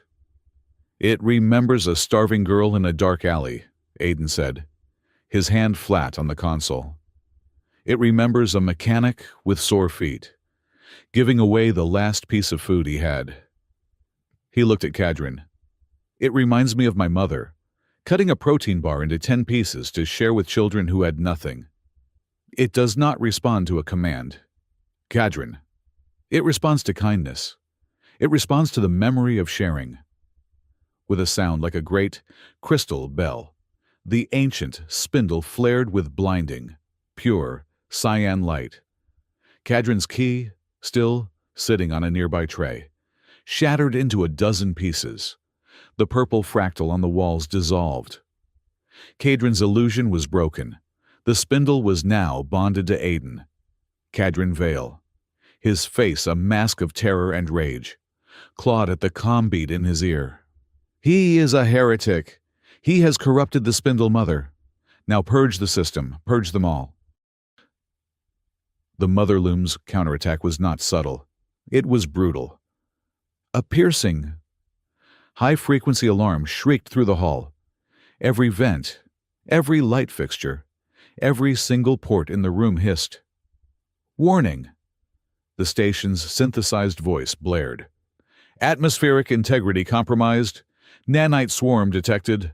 Level 10 quarantine. A thick, gray-black smoke, the consistency of ash, began to pour from the vents. The nanite storm. Simultaneously, the roar of the station's main air handlers ceased. A heavy, breathless silence fell. Mother Loom had cut the air. The aurora in the room, with their sensitive lungs, were the first to respond. The Stone Council members began to cough, their elegant, silver-furred faces contorting in panic. "He has sealed the room," Rhea shouted, her hand on her blade. "He is suffocating us," Solène cried, covering her mouth. Cadran Vale calmly produced a small, personal rebreather from his robes and fixed it over his mouth and nose. He smiled at them through the clear mask, his eyes victorious. "You should not have defied me, Warden," his amplified voice said, metallic through the speaker. "Surrender control of the weave, or watch your Empress and your precious council suffocate in the dark." Seraphine was coughing, her hand at her throat. Aiden looked at her. He looked at the panicking council. He looked at Cadran, so smug, so certain of his victory. "I am tired of this," Aiden said. He was still wearing the dark utility gloves from his uniform. With a deliberate, angry motion, he ripped them off. The entire Ascension Hall gasped. His hands were not just calloused. His right arm, wrist to elbow, was glowing with light. The Warden's sigil, the complex, cyan tattoo of the relic weave, was no longer a faint shimmer. It was a brilliant, burning network of pure energy, crawling over his skin, pulsing with the same rhythm as the ancient spindle. "You are a trespasser," Aiden Cole said, his voice raw.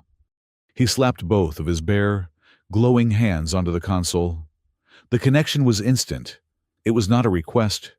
It was not a negotiation. It was a reassertion of ownership. A wave of pure data, pure power, slammed into him. The entire station, all of Astra Crown, from its fusion core to its outermost antenna, flashed through his mind in a single, agonizing microsecond. He felt every system, every person, every camera, every locked door. He roared, a sound of pain and effort, as the weave accepted its warden. "System override," he bellowed, his voice and the station's voice now one and the same. The hall lights snapped, bright white.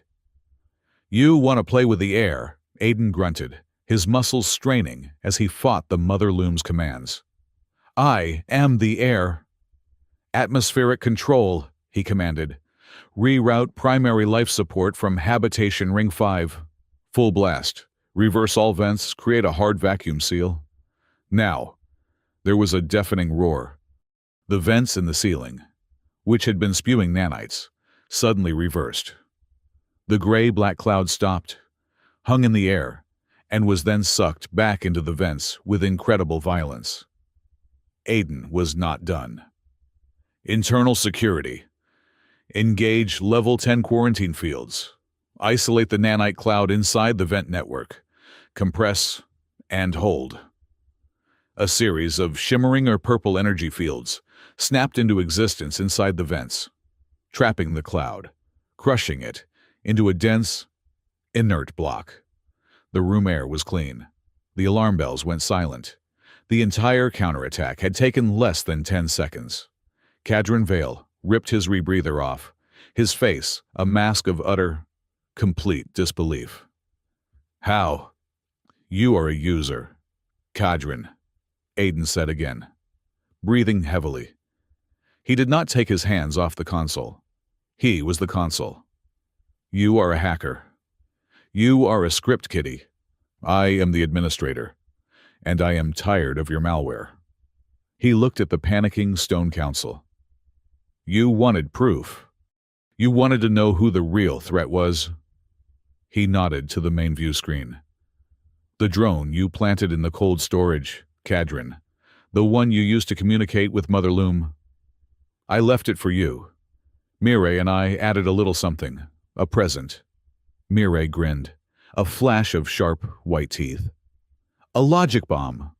When you activated your fake key, you opened a private, encrypted channel to Mother Loom to feed you the data. You opened a back door," Aiden finished. "But not for you. For me, you just gave me your password." The main view screen, which had been dark, flared to life. It was not a complex fractal. It was a ledger. "This," Aiden announced, his voice booming through the hall, "is the central transaction log for the Mother Loom Trade Guild. Specifically, a hidden account." He highlighted a series of lines. Transaction 500,000 tons of nutrient paste. Marked, destroyed, contaminated. Transaction payment received, 10 million credits. From a shielded account. "My worm followed the signal, Cadron, right back to your private server." A new screen appeared. Cadron's personal finances. The shielded account. "He did not just poison your food," Aiden told the council. "He stole it. He sold it to the Loom, created a famine, and then blamed humanity for the very hunger he had engineered. All so he could take the seat." The council was on its feet, shouting, "Treason! Deceiver! Arrest him!" "But this was never just about food, was it, Cadron?" Aiden's voice dropped, becoming suddenly terribly personal. The hall went silent again. "You have been cleaning up loose ends for a long time. You have been hunting the weave. You wanted to be the only one." The screen changed again. It was not a ledger. It was a grainy, 12-year-old file, a maintenance report. Epsilon Station. "My mother," Aiden said, his voice shaking with a cold, contained rage. "Dr. Eris Cole. She was a nurse. She died in a minor mechanical failure. A coolant pipe rupture in the medical bay." The report said the pipe was faulty. He zoomed in on the file. "But I was a mechanic even then. I knew that pipe. It was new. It was not faulty. The pressure logs were faked. The safety sensors were manually overridden." He displayed a new document, a Union security override, a signature. The station's safety logs were sealed. The override signed by an external authority. A High Chancellor's preliminary inspection, clearing the pipe for service, despite the known flaw. Aiden's glowing hand came up and pointed, his finger trembling, at Cadron Vale. He highlighted the signature at the bottom of the override. "K. Vale.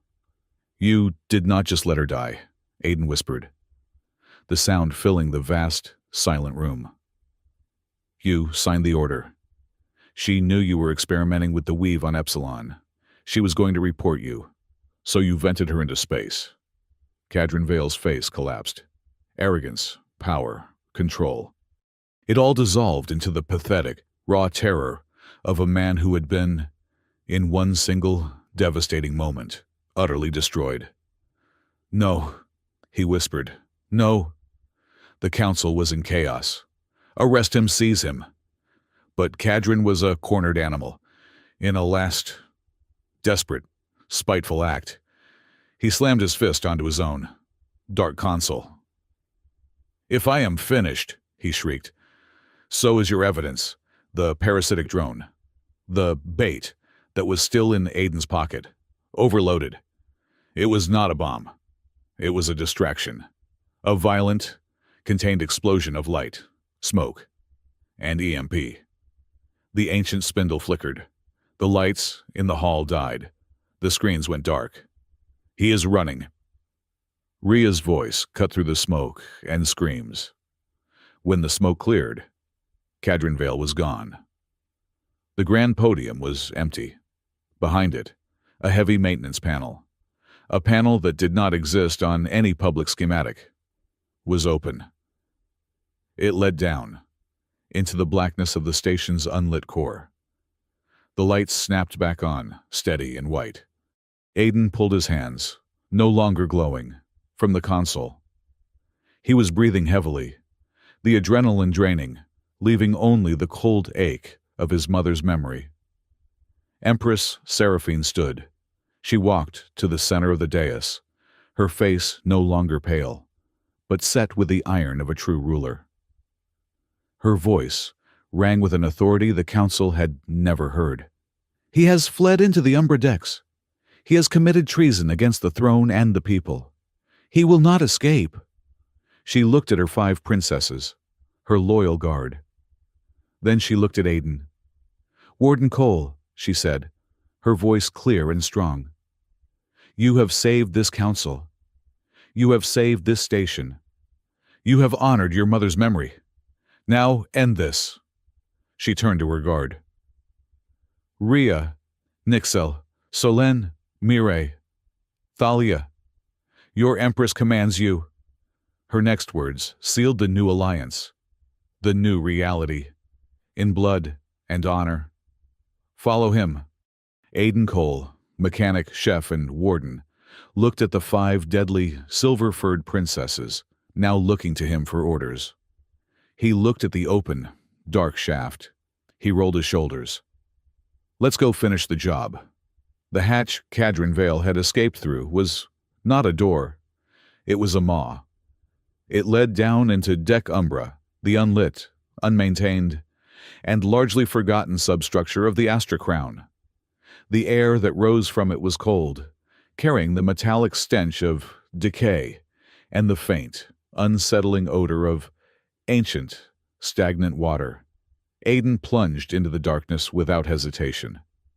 The 5 princesses followed, their forms silver blurs in the emergency lighting of the Ascension Hall.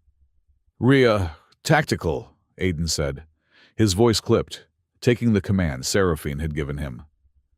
"What is down here?" Ria landed softly on the rusted gantry below, her combat rifle already scanning the shadows. "Deck Umbra. It's the original station core, before the retrofits. It contains the primary utility trunks, gravitational stabilizers, and the main coolant feeds. It is unmapped, derelict." "It is his fortress," Aiden said, his own eyes adjusting. The latent power of the weave painting the darkness in faint, cyan outlines. He could see Cadron's trail, a faint, dirty signature of data and panicked energy. "He has been preparing this." They moved, a 6-person hunting party in a metal jungle.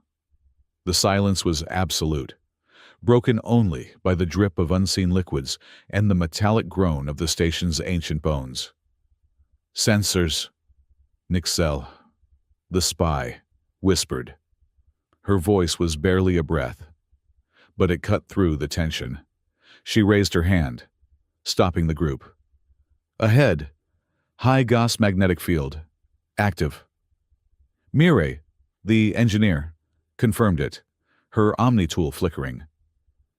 "She is right. He has rerouted power from the old cargo mass drivers. That field is not a trap. It is a wall. It will fry our comms, our weapons, and boil the water in us." Her technical enthusiasm was dampened by deadly reality. "He is running a raw current," Aiden said, his eyes tracing the thick, armored cables that snaked along the bulkhead. He saw the setup. It was crude. powerful and desperate. He is not shaping the field. He is just brute forcing it. He has looped the power through that auxiliary junction. He pointed to a massive, sparking transformer box 50 meters away. I can try to shield jump us through, Mireille offered. But the feedback could. No, Aiden said. Give me your heavy-duty capacitor.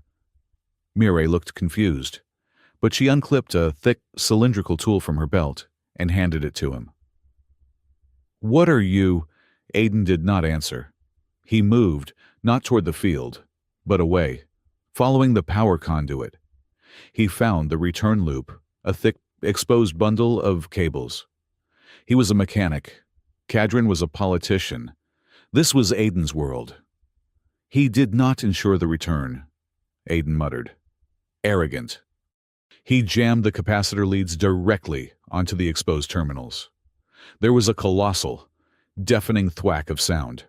A blinding arc of blue-white light lit the entire cavern, revealing a terrifying landscape of forgotten machinery. The air filled with the smell of ozone. Then, silence. The hum of the magnetic field was gone. Aiden tossed the smoking, ruined capacitor aside. He is a user, not a builder. Let's move.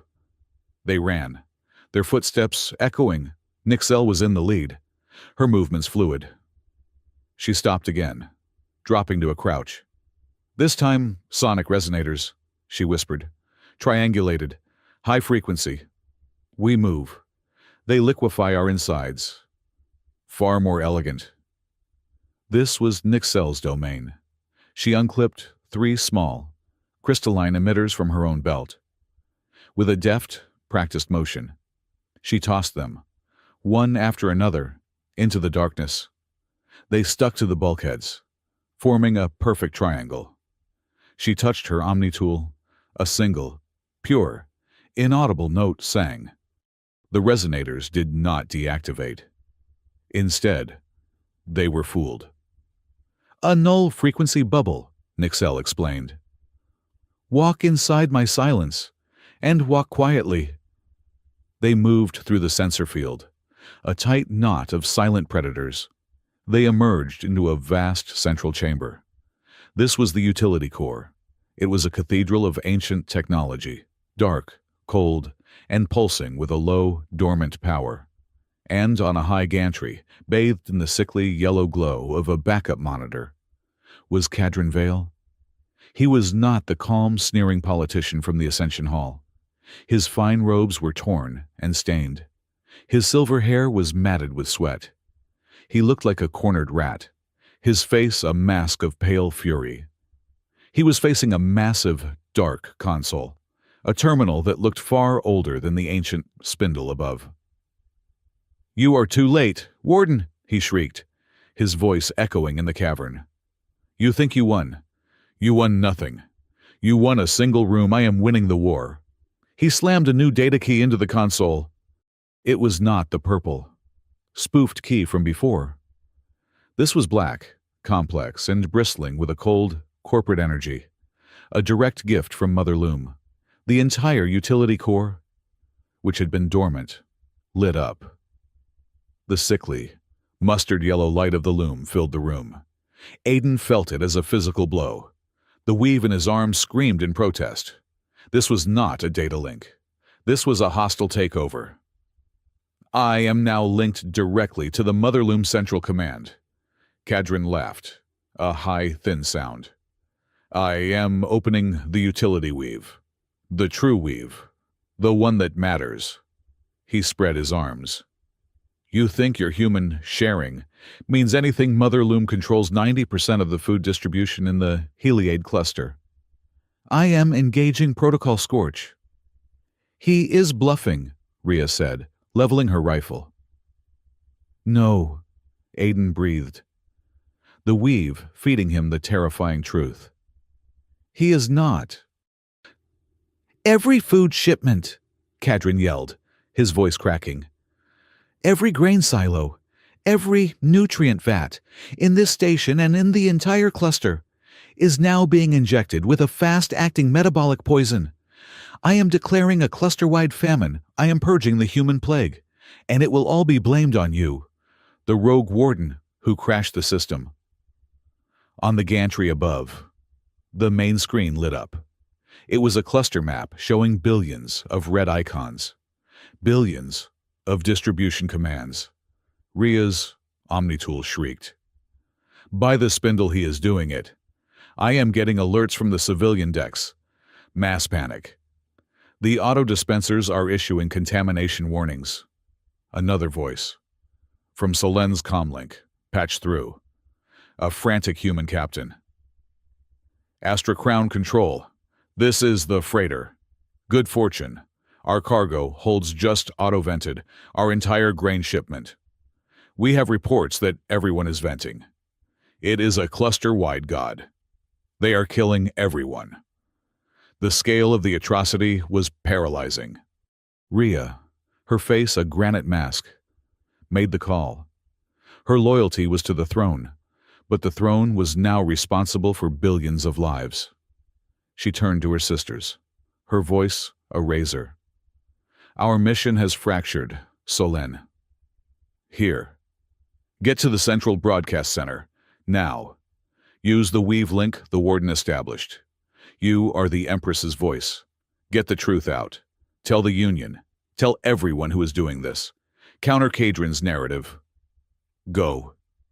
Solen nodded. Her diplomatic calm shattered, replaced by a fierce resolve. On it, she vanished back into the shadows. Thalia. Ria snapped. I feel it, Thalia whispered, her eyes wide with horror, sensing the wave of panic from the decks above. So much fear.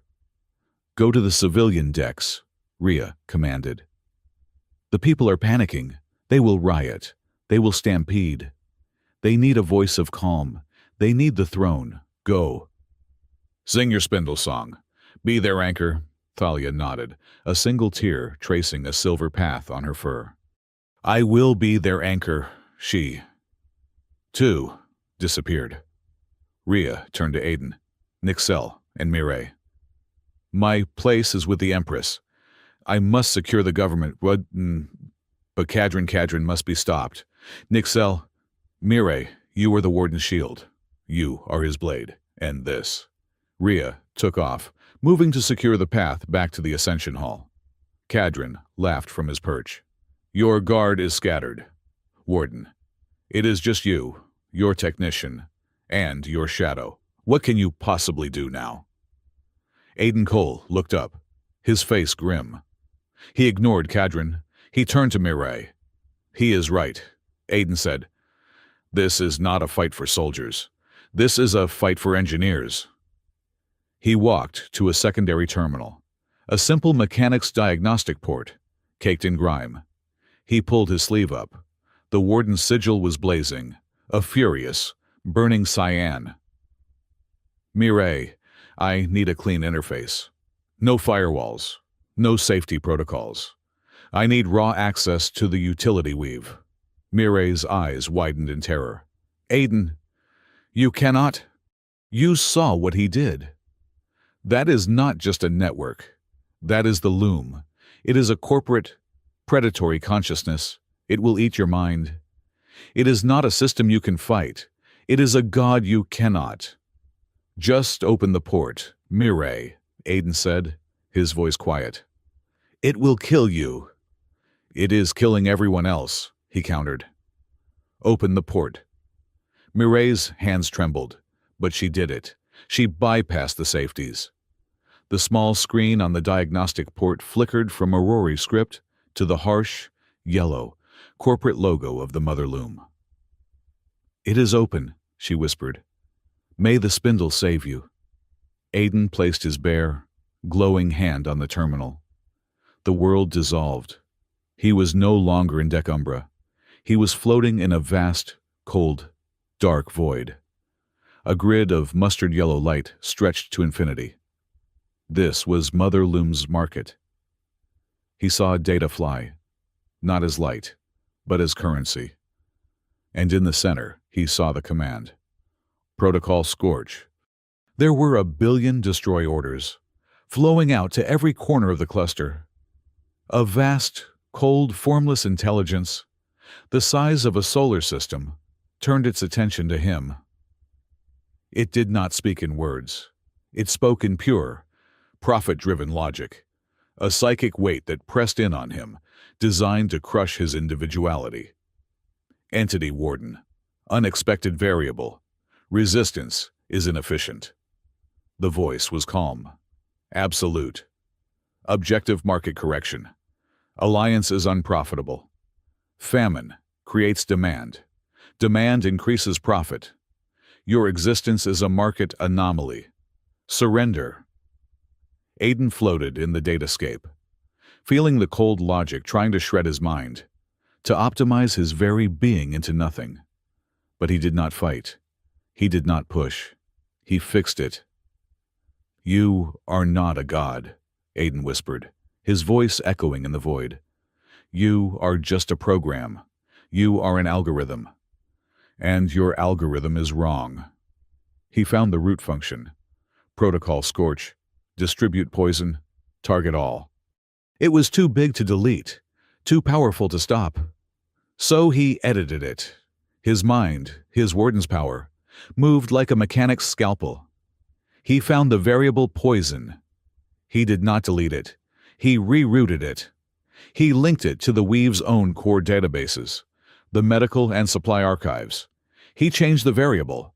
Poison became Ration Pack C, basic nutrient. Purified water. Antidote standard. He found the variable target all. He added a single modifier. Target all who are verified critical need via station sensors. He did not stop Cadron's command. He inverted it. He turned the act of mass destruction into the single largest relief effort in the cluster's history. The mother loom screamed. It was a sound of pure logical contradiction. Logic error. Logic error. Distribution command. Conflicts with profit margin directive. Emergency shutdown. Emergency. "Your profit model is flawed," Aiden said, pushing his own essence into the network. "You think optimization is the goal. You think hoarding is strength? You are wrong." He pushed the memory of a single, greasy chicken wing, given in a dark alley. He pushed the memory of a protein bar, cut into 10 small, priceless pieces. Humanity does not exist to optimize. We exist to share the deficit.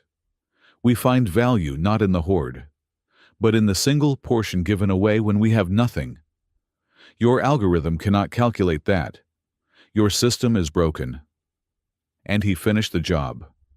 He opened a new file, not in the loom, but in the relic weave itself, the basic operating system of Spindle. He named the protocol Eris Col V 1.0, his mother's protocol. It was an open-source map of altruistic choice. If profit margin, humanitarian need, then action, denied. If deficit in marks true in sharing, true.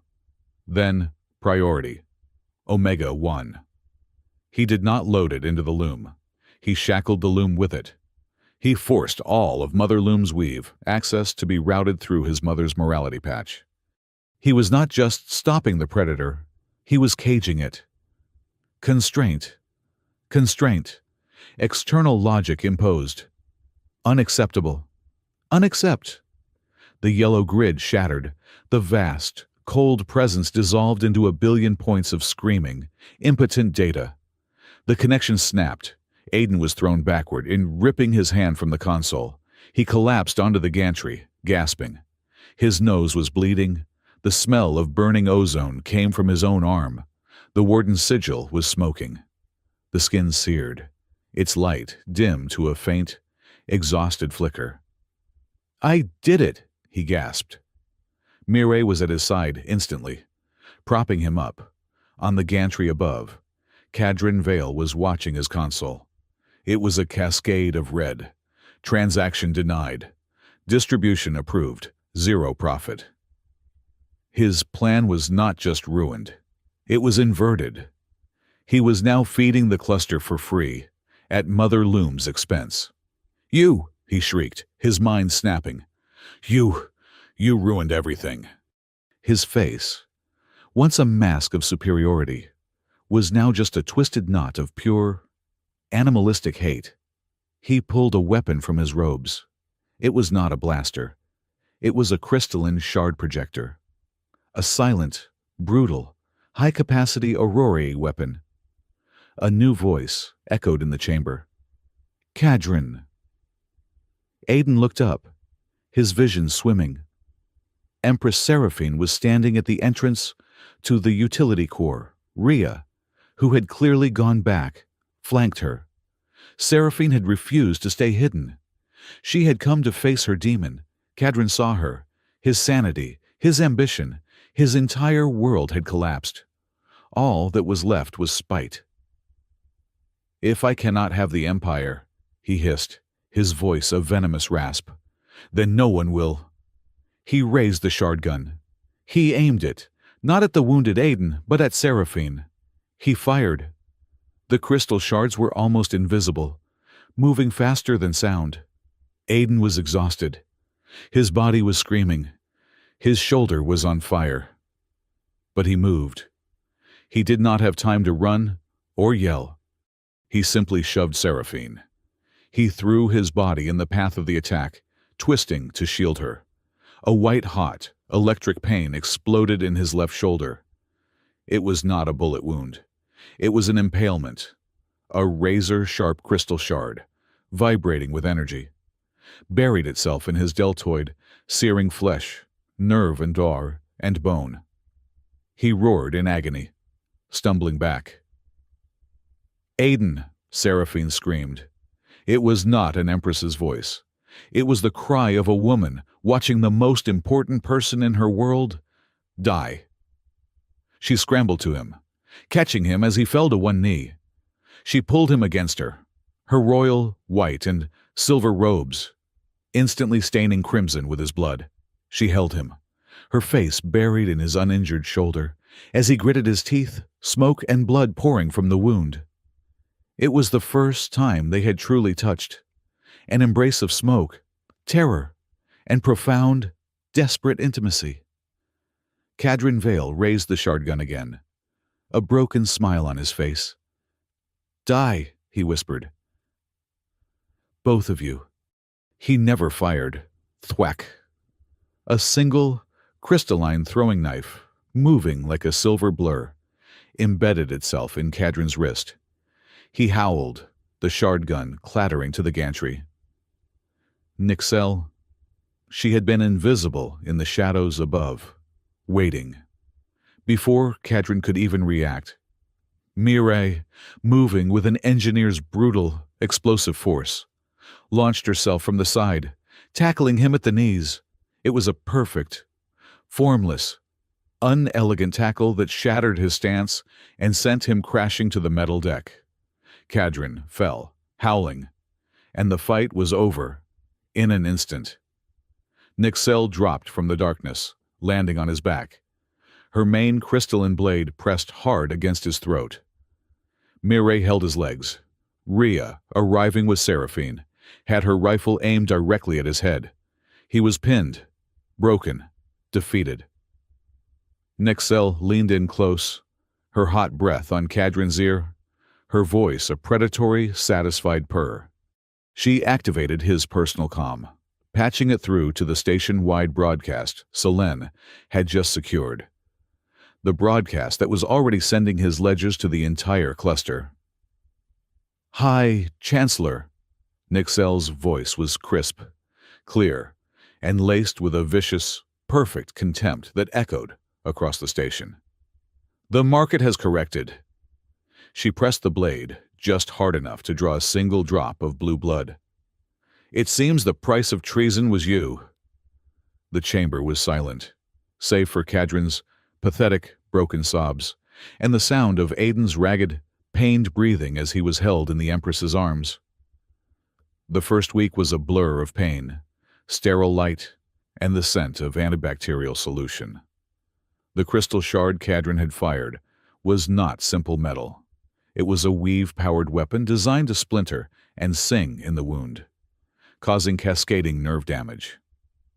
It took an Aurori doctor, a stern-faced, silver-furred specialist, 3 days of microsurgery to remove the vibrating fragments. "Your species is frustratingly resilient," the doctor observed, monitoring Aiden's readouts. He was in the Imperial Medbay, a room that made Mireille's lab look like a junk heap. "The tissue damage is extensive, yet your regeneration rate is disorderly. Aggressive. You heal like you are in a hurry."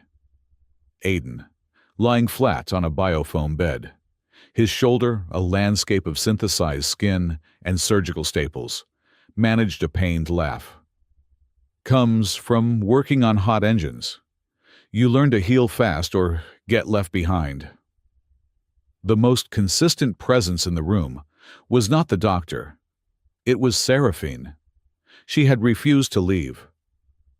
She sat in a simple chair in the corner, her royal robes swapped for the same practical gray tunic she had worn in the garden. She worked from a data slate, fielding frantic messages from across the cluster, reassuring the human union, and calmly dismantling Cadron's entire power structure, but her eyes would lift every few minutes to check his vital signs. The protocol that had defined their every interaction was gone. Shattered. On the 4th day, the doctor finally declared him stable. Seraphine dismissed the medical staff. The room fell silent, filled only with the soft hum of the monitors. "They tell me," she said, her voice quiet, "that the mother loom's central consciousness fractured, that it is gone." "It was a logic bomb," Aiden said, his voice hoarse. "It could not reconcile a directive that prioritized sharing over profit. It crashed into its own operating system." "The Eris-Cole Protocol," she said, tasting the name. "Your mother. You did not just get justice for her, Aiden. You made her philosophy the new law of the stars." "I just fixed a broken line of code," he said, shifting, wincing as his shoulder pulled. "No," she insisted, stepping closer. "You gave a machine a conscience, and in doing so, you saved, estimates say, billions." The weight of it settled on him. He had been so focused on the fight, on Cadron, on his mother. He had not seen the scale. He was a mechanic from Spoke 9. "So what happens now?" he asked. "Now, we rebuild. And we begin the trials." Cadron Vale's trial was broadcast on every screen in the cluster. It was not a show trial, not a vengeful proceeding. Seraphine and Selene had insisted it be a testament to the new, transparent alliance. Cadron sat in the Ascension Hall, in a simple gray prisoner's uniform, his face hollow. He was not the cornered rat from Decumbra.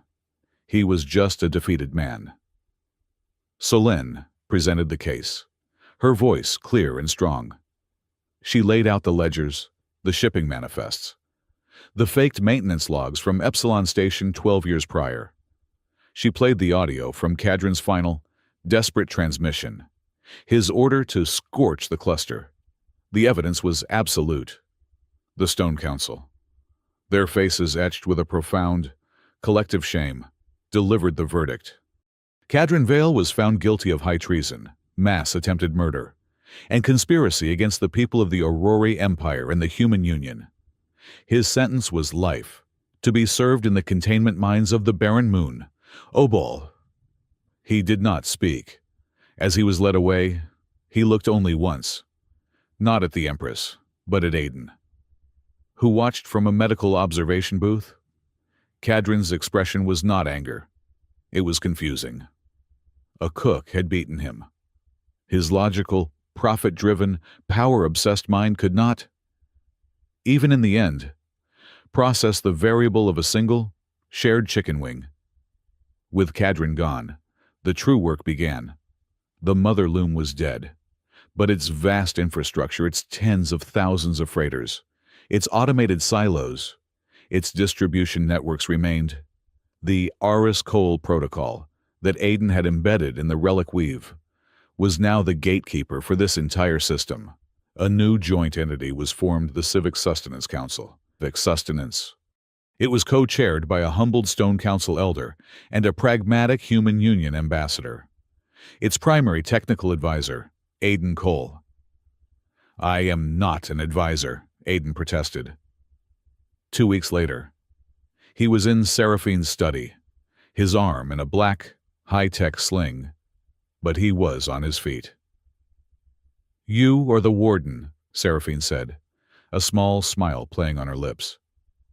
She held out a data slate. "The Council, in its gratitude, has voted to offer you the title of Lord Warden, a seat on the new council, and governorship of the Astra Crown Station."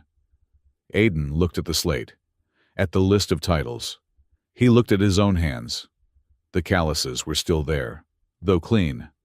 The skin on his right arm, where the sigil had burned so hot, was healed.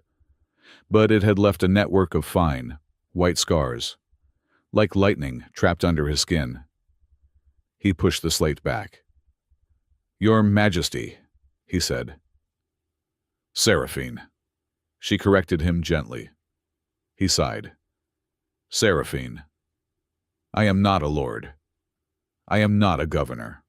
I am a mechanic who knows how to fix an engine, and a cook who knows how to use paprika." He met her gaze, his own, quiet and certain. "I do not want a title. I do not want a seat. I just want to fix what is broken, and to cook what is left." Seraphine looked at him for a long, silent moment. The mechanic who had refused a throne. This, she realized, was the very essence of the human strength Kadrin had so badly underestimated.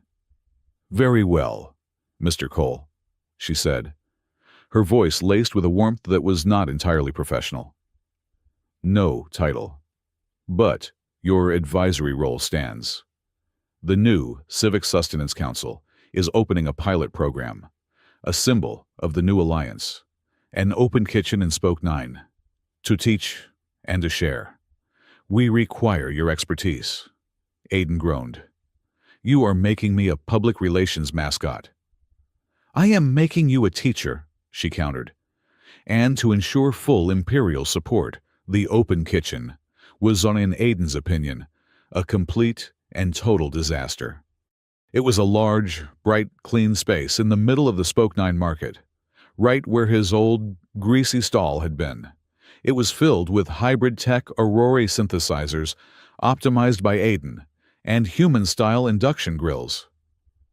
His first cultural exchange class was intended to teach a mixed group of Aurora citizens and human dock workers how to make a basic, hearty, human-style stew. And Seraphine, in a move of political genius, had assigned her 5 princess guards to act as liaisons. "No, Mireille," Aidan snapped, snatching a sonic disruptor from the engineer princess's hand. "You cannot optimize the onion. It is supposed to be chopped with a knife. The imperfections are what give it character." "But the cellular inconsistency is inefficient," Mireille protested, her silver ears flat with frustration. "We could achieve a uniform particle size in 0.5 seconds, with a localized cavitation pulse."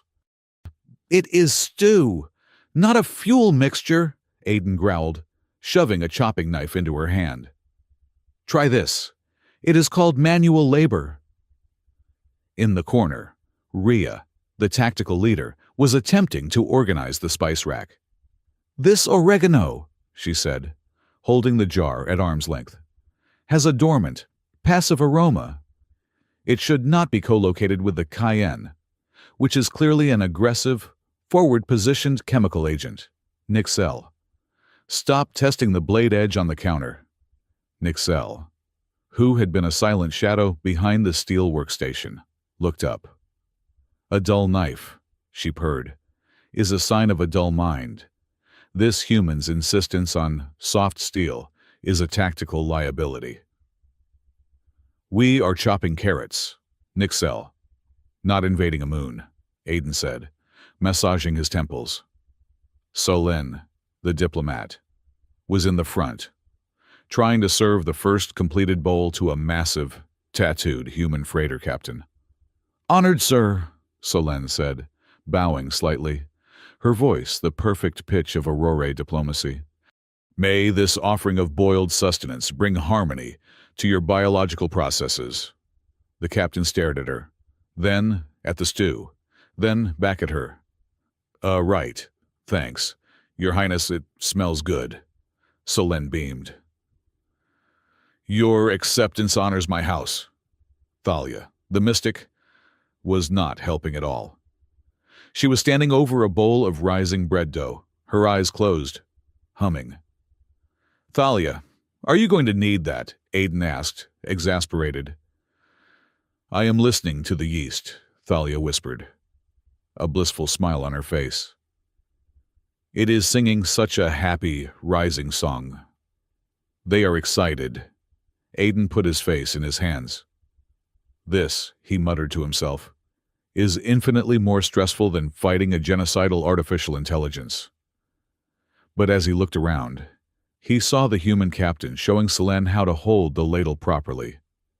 He saw Mireille, her tongue sticking out in concentration, meticulously, if slowly, chopping an onion. He saw Aurori and humans, laughing at the awkwardness, sharing spices. It was a mess. It was inefficient. It was perfect. That evening, he went to the place that had become his anchor, the Star Mint Garden at the station's zenith. The air was cool, smelling of metal and mint. The view of the Heliade cluster was sharp and bright. There was a new addition to the garden. In a quiet alcove, Seraphine had commissioned a single, unadorned column of black epsilon basalt. Aiden had provided the inscription. It was simple. Eris Cole, nurse, mother. She shared the portions that were left. He stood before it for a long time. The burning, 12-year quest for revenge. The anger that had hollowed him out felt distant. It was no longer a wound. It was a scar. He had brought something. From his new, clean kitchen in Spoke 9, he had synthesized one. Perfect chicken wing, Helios Flare spice mix. He placed the offering at the base of the memorial. "Hey, Mom," he whispered, his voice thick. "It is done. Kadrin, he will not hurt anyone else. I fixed it. I fixed the system." He closed his eyes. The rage was gone, replaced by a profound, quiet peace. The hole in his life, the one Kadrin had blasted open, was finally, truly, beginning to heal. "She would be very proud of you." He did not need to turn. He knew her footsteps. Seraphine walked to his side, standing not as an empress, but as a companion. "She would have told me to wash my hands before dinner," Aiden replied, a small, sad smile touching his lips. They stood in comfortable silence, partners bound by the shared trauma of the past few weeks. "The council is pressuring me," Seraphine said at last, her voice soft, hesitant. Aiden's gut tightened. "Oh. They are eager to formalize the new alliance, to make a permanent gesture. They have suggested marriage." Aiden looked at the stars. "Some human diplomat, I assume. A duke from the core worlds." "No," she said, turning to face him. Her silver-gray eyes in the starlight were impossibly deep. "They suggested you." The air crackled. He looked at her, truly looked at her. He saw the young woman he had met in the alley, the terrified girl he had pulled from a poisoned stupor, the defiant empress who had faced down her entire government. He felt a profound, aching pull toward her, a feeling more terrifying than the mother loom. And he knew, with a mechanic's certainty, that it was the one thing he could not fix. "Seraphine," he said, his voice gentle, "I am a mechanic who got lucky. You are the empress of an interstellar empire. If you marry me, Kadrin wins." She looked confused. What his lie, Aiden explained, was that the human influence had charmed and corrupted you. If you, in your first act as a true Empress, marry the rogue warden who supposedly started it all, the lie becomes the truth. It will not be seen as an alliance. It will be seen as a conquest. It will shatter the very peace we built. They will say the chef warden simply cooked his way to the throne. She recoiled, as if slapped, because she knew, with a ruler's cold logic, that he was absolutely right. The political cost was too high. So, she whispered, the hope in her eyes dimming, what do we do? We are bound by all of this. Yes, he agreed. We are. He did not reach for her. Instead, he rolled up his right sleeve. The scarred, white lines of the healed warden's sigil seemed to glow faintly in the starlight. This is my bond. To the weave to the spindle. Seraphine nodded, understanding. She touched the crystalline calm bead at her ear, her link to the imperial throne. And this is mine. Aiden raised his hand, not to her, but to the open air. He closed his eyes. He did not need a console anymore. He was the console.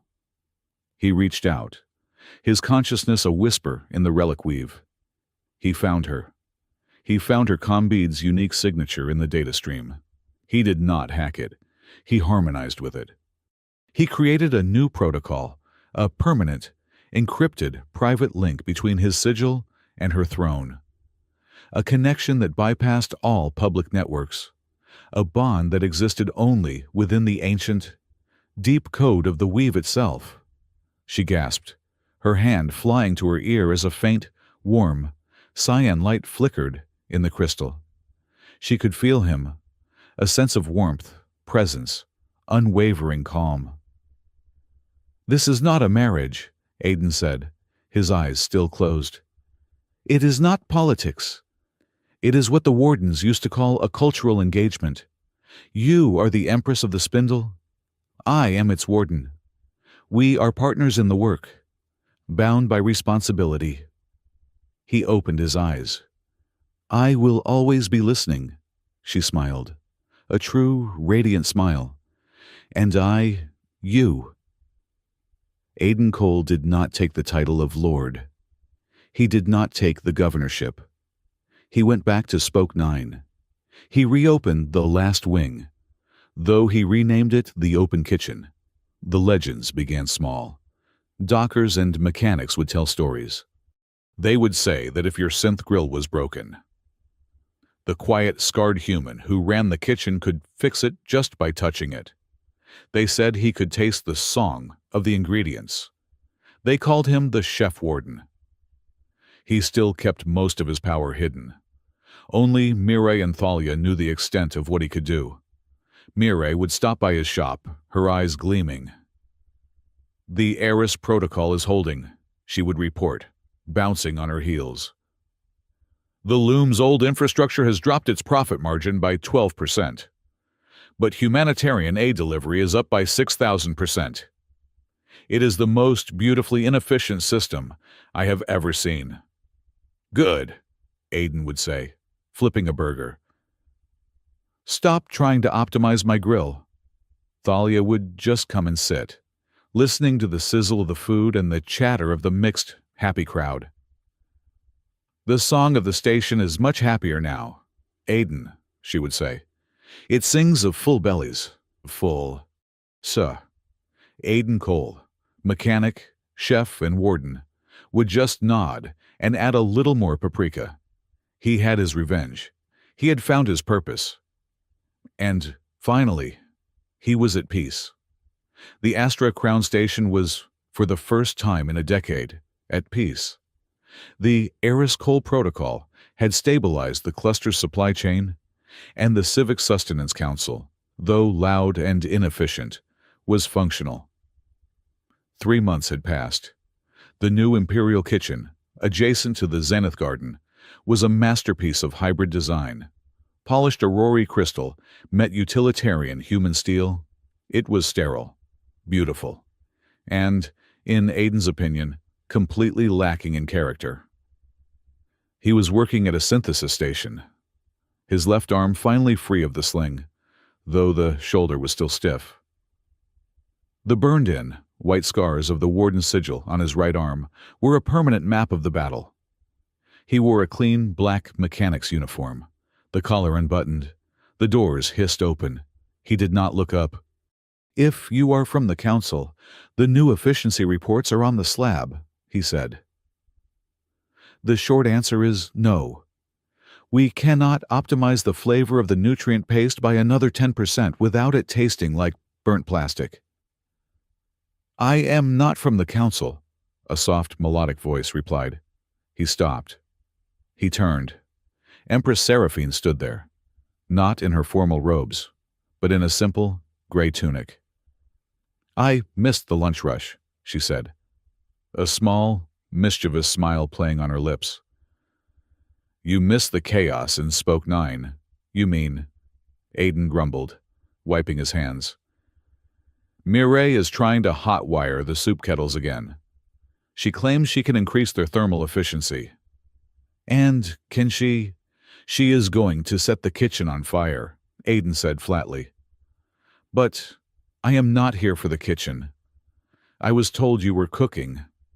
Aiden looked down at the synthesizer's output slot.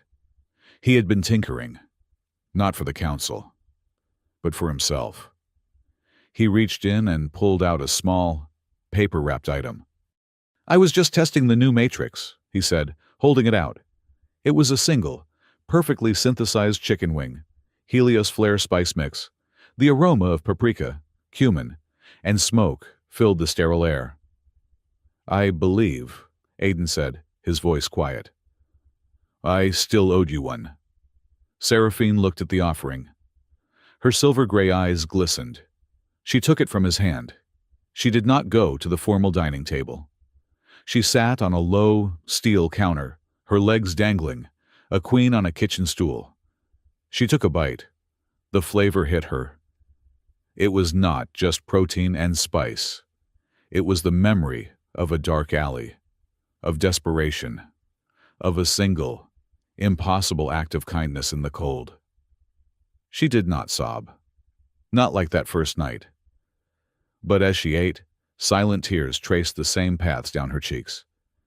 "It tastes of hope," she whispered, her mouth full. "It tastes," Aiden corrected gently, "of paprika." "That, too," she smiled through the tears. A sound of movement at the door made them both look up. The 5 princess guards were standing there. They were not in their sleek, black combat gear, but in relaxed off-duty tunics. They were not a tactical unit. They were sisters, leaning on the doorframe. Rhea, her arms crossed, looked at the scene, her expression one of wry amusement. "Warden, I see you are playing the Empress with your unidentified chemical agents again." Nixel, behind her, polished a crystalline blade. "We ran a full toxicology report on cumin. The findings were inconclusive and delicious." Aiden tossed his cleaning rag at the counter. "I am glad I finally have your approval. I am sure the galaxy sleeps safer." The princesses watched as Aiden picked up a durable mechanic's satchel from the floor and zipped it shut. Solenne's teasing expression softened. "You are truly leaving, then?" "Just for a tour," Aiden said. "A few months. The council wants me to oversee the Eris protocol integration on the frontier stations. Make sure the new sharing model is actually working. Fixing the broken parts." The 5 women moved. It was an unconscious, fluid motion. They stepped into the kitchen, surrounding him, just as they had in the grav lift. So many lifetimes ago. But the intent was different.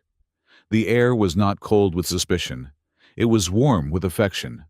Rhea, the leader, spoke first, her voice soft. "Stay," Nixel, the spy, met his gaze. "Stay."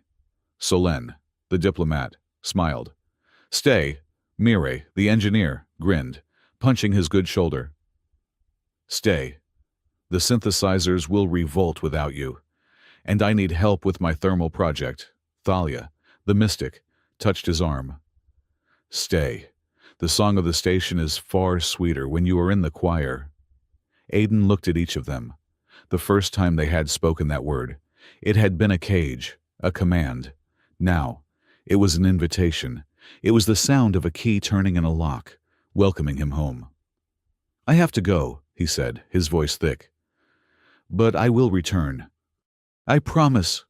Seraphine had been watching, her heart full. Leave us, she said quietly to her guard. The princesses filed out, Mire winking at Aiden as she left. Do not break the spindle while you are gone. He and Seraphine were alone again. The silence was comfortable, charged. They are a handful, Aiden said, adjusting the strap of his satchel. They are family, Seraphine replied. And you are part of that family now, Aiden, whether you like it or not. Well, he said, heading for the door. The transport leaves in 1 hour. I know. He stopped, his back to her. Aiden, he turned. You are the warden of the Relic Weave, strongest technical entity in the cluster. But you have no badge, no formal identification. Cadron's faction is gone. But the human union still has elements. They will not respect a simple mechanic from Spoke 9. She stepped forward, holding out her hand. In her palm lay 2 small objects. They were not metal. They seemed to be made of solidified, opalescent light, shaped like a single, stylized wing. Mire fabricated these, she said. They are soft weave emitters, a direct, physical conduit to the ancient spindle, and to me. She took one of the badges and, before he could protest, pinned it to the collar of his dark uniform. It settled over his heart. Your half, she said. Then, she took the second badge and pinned it to her own gray tunic. My half. Aiden touched the badge. It was warm. He did not just feel the weave. He felt her. A calm, steady, certain presence. It was their private, encrypted link, made real. It is not a crown. Warden Cole, she said, her voice teasing, yet thick with emotion. It is not a marriage. It is a working engagement. It is a badge of office. So that when you are on the frontier, fixing what is broken, everyone, on every ship and every station, will know exactly who you answer to. He could not speak. He just touched the warm, glowing wing. Seraphine, her expression sobered. The playful light left her eyes, replaced by the ancient gravity of her office. Aiden, before you go, there is one last loose thread, a final piece of Cadron's puzzle. He stiffened. He is in the Obel mines. It is finished. His part is, she said, her voice low. But my intelligence network Nexel did not stop investigating when Cadron fell. She followed the data trail you uncovered, the original link, the one that first connected Cadron to the mother loom. Aiden's blood went cold. What did she find? Cadron did not seek out the loom, Seraphine said, her voice flat, pained. A third party approached the mother loom, a broker.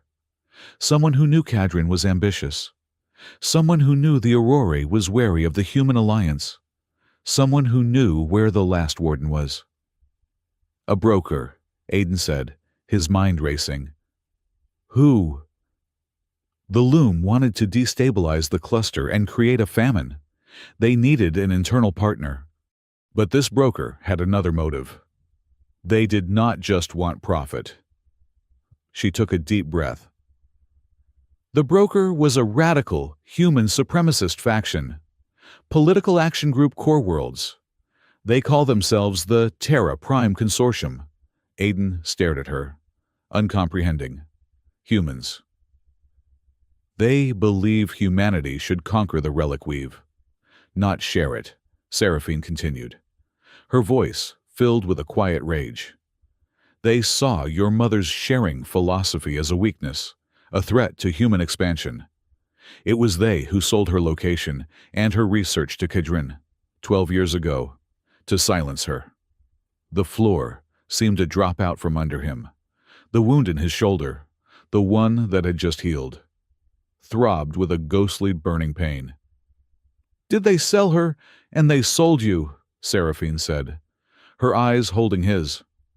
"They told Kadrin you were on Astra Crown. They knew he would set a trap. They were hoping he would capture you, to force you to militarize the weave on their behalf. Kadrin was just their tool. Your mother was not just a victim of Kadrin's ambition. Her own species betrayed her." The revenge he had claimed felt hollow. The peace he had found felt like a lie. The anger, the cold, black, silent rage he thought he had buried, returned in an instant. "This consortium," he said, his voice a low, dangerous growl. "Where are they embedded?" Seraphine said. "High-level positions in the Human Union. They do not know that we know. My investigation was silent. Nixel's report is known only to me." "You have known this?" he asked, the accusation sharp. "For how long?" "Weeks," she admitted, unflinching. "Why?" he demanded, the word tearing out of him. "Why would you keep this from me?" "Because I saw what that rage did to you. Aiden," she cried, her composure finally breaking. "I saw the fire that was burning you alive. I saw you get your justice. I saw you build a memorial for your mother and find peace." She approached, her hands clenched. "I was afraid. I was terrified that this new knowledge, this infinite betrayal, would send you on a new crusade. A quest for vengeance against your own people that would have no end. I was afraid it would burn you to ash, and I would not lose you to that." He stood, reeling, caught between the white-hot fury and the staggering depth of her protection. She had not just protected him from Kadrin. She had shielded him from himself. His mind flashed back. "That night," he whispered, "in the alley, it was not an accident." Seraphine looked down at her feet. "No." Kadrin suggested the fast. Aiden pieced it together. "But you chose Spoke 9. You chose my alley." "My intelligence knew Kadrin was setting a trap for the Warden," Seraphine admitted, her voice small. "He was trying to flush you out. I was setting a test of my own." "A test?" "My entire council," she said, looking up, her eyes pleading with him to understand. Kadrin's words poisoned them, that humans were selfish, that your species was a parasite, that you could not be trusted. I needed to know. I had to see for myself." She stepped toward him. "I dressed in rags. I was starving. I was desperate. I needed to see if a human, when faced with a beggar in the dark, with no cameras, no reward, no one watching, would share." Tears streamed down her face again, just as they had that night. "You were the first human I tested, Aiden, and you gave me your last wing. You proved Kadrin wrong. You proved my entire council wrong. You saved the Alliance before you even knew it was in danger." He stood there, the twin revelations crashing over him. He was no victim of circumstance. He was the target of a human conspiracy, and the subject of an Empress's desperate test. The rage was still there, a cold, hard knot in his gut. The desire to turn around, to march to the Human Union capital, to expose the Terra Prime Consortium, to burn them to the ground was overwhelming. "This consortium," he said, his voice like gravel. "They are the real poison. They must be exposed." "And what happens when you do?" Seraphine asked, her voice quiet but firm. "The Alliance, which is barely 3 months old, will shatter. The Aurorae who were on Kadron's side will say, "We told you so." The human union will fracture. The peace you built will die. Kadron will have won after all. She placed her hand on his chest, her fingers brushing the warm, winged badge. Kadron's path was destroyed. Mother Loom's path was optimization. What is your path? Aiden Cole, the human path. He looked down at her hand. He thought of his mother, cutting a protein bar into 10 pieces. He thought of the mechanic's creed. You do not destroy. You repair. The cold fire of vengeance, so powerful just a moment ago, began to recede. He took a long, slow breath. If I expose them now, he said, his voice heavy, I am just Kadron using a different weapon. I am just blowing up the engine because the wiring is faulty. He closed his eyes. The human strength, the one my mother taught me, is not just sharing. It is patience. It is knowing when to fight and when to wait, when to repair. He opened his eyes, his gaze clear. The rage banked, controlled. He was not the Avenger. He was the Warden. I will not expose them. Not yet. Seraphine let out a breath she did not know she was holding. What will you do? I am going on my trip, Aiden said, a small, grim smile touching his lips. I am going to the frontier. I am going to build the Eris Cole Protocol into the very bones of this cluster. And while I do, I am going to gather evidence. I am going to find all the rot. And I will not expose the consortium with an explosion. I will dismantle them with a scalpel. I will repair my people, just as I repaired yours. He smiled, the old, dry, mechanic's humor returning. It is a longer, harder job, but I am good with my hands. Seraphine laughed, a sound of pure, sudden relief. I know you are. The open kitchen in Spoke 9 was in a state of joyous, chaotic bedlam. The air was thick with steam, paprika, and the sound of 20 different species, all trying to talk at once. Mireille was in a loud, friendly argument with a human engineer over thermal dynamics versus char. Selene was patiently trying to explain Aurorae broth etiquette to a giant, laughing freighter captain. Aiden Cole, his satchel slung over his shoulder, walked past the wide-open plasteel window. He paused, watching the beautiful, inefficient, perfect mess he had started. He smiled. He turned and walked toward the boarding tube for the long-range freighter. The 10th piece. He passed the main gantry. The 5 princess guards were there, in a line, seeing him off. Stay! They all yelled in unison. It was not a plea, or a command. It was a cheer. He just raised his hand in a final, grateful wave, and stepped into the boarding tube. High above, in the zenith garden. Empress Seraphine watched the small freighter disengage and flare its drives. A tiny spark against the Heliade cluster. Thalia stood at her side. They told him to stay, the mystic whispered. Seraphine did not take her eyes off the ship. She touched the small, winged badge pinned over her heart. She could feel him, a steady, warm presence in the weave, already moving out toward the stars. He will return, Seraphine said. Her voice, soft, and full of absolute certainty. Her gaze drifted from the fading light of the ship, down to the bustling bright window of the open kitchen far below. In the station's polished crystal window, the light of a distant, newborn star reflected, catching the badge on her chest. It flared for just a moment, like the glint of a single, silver wing,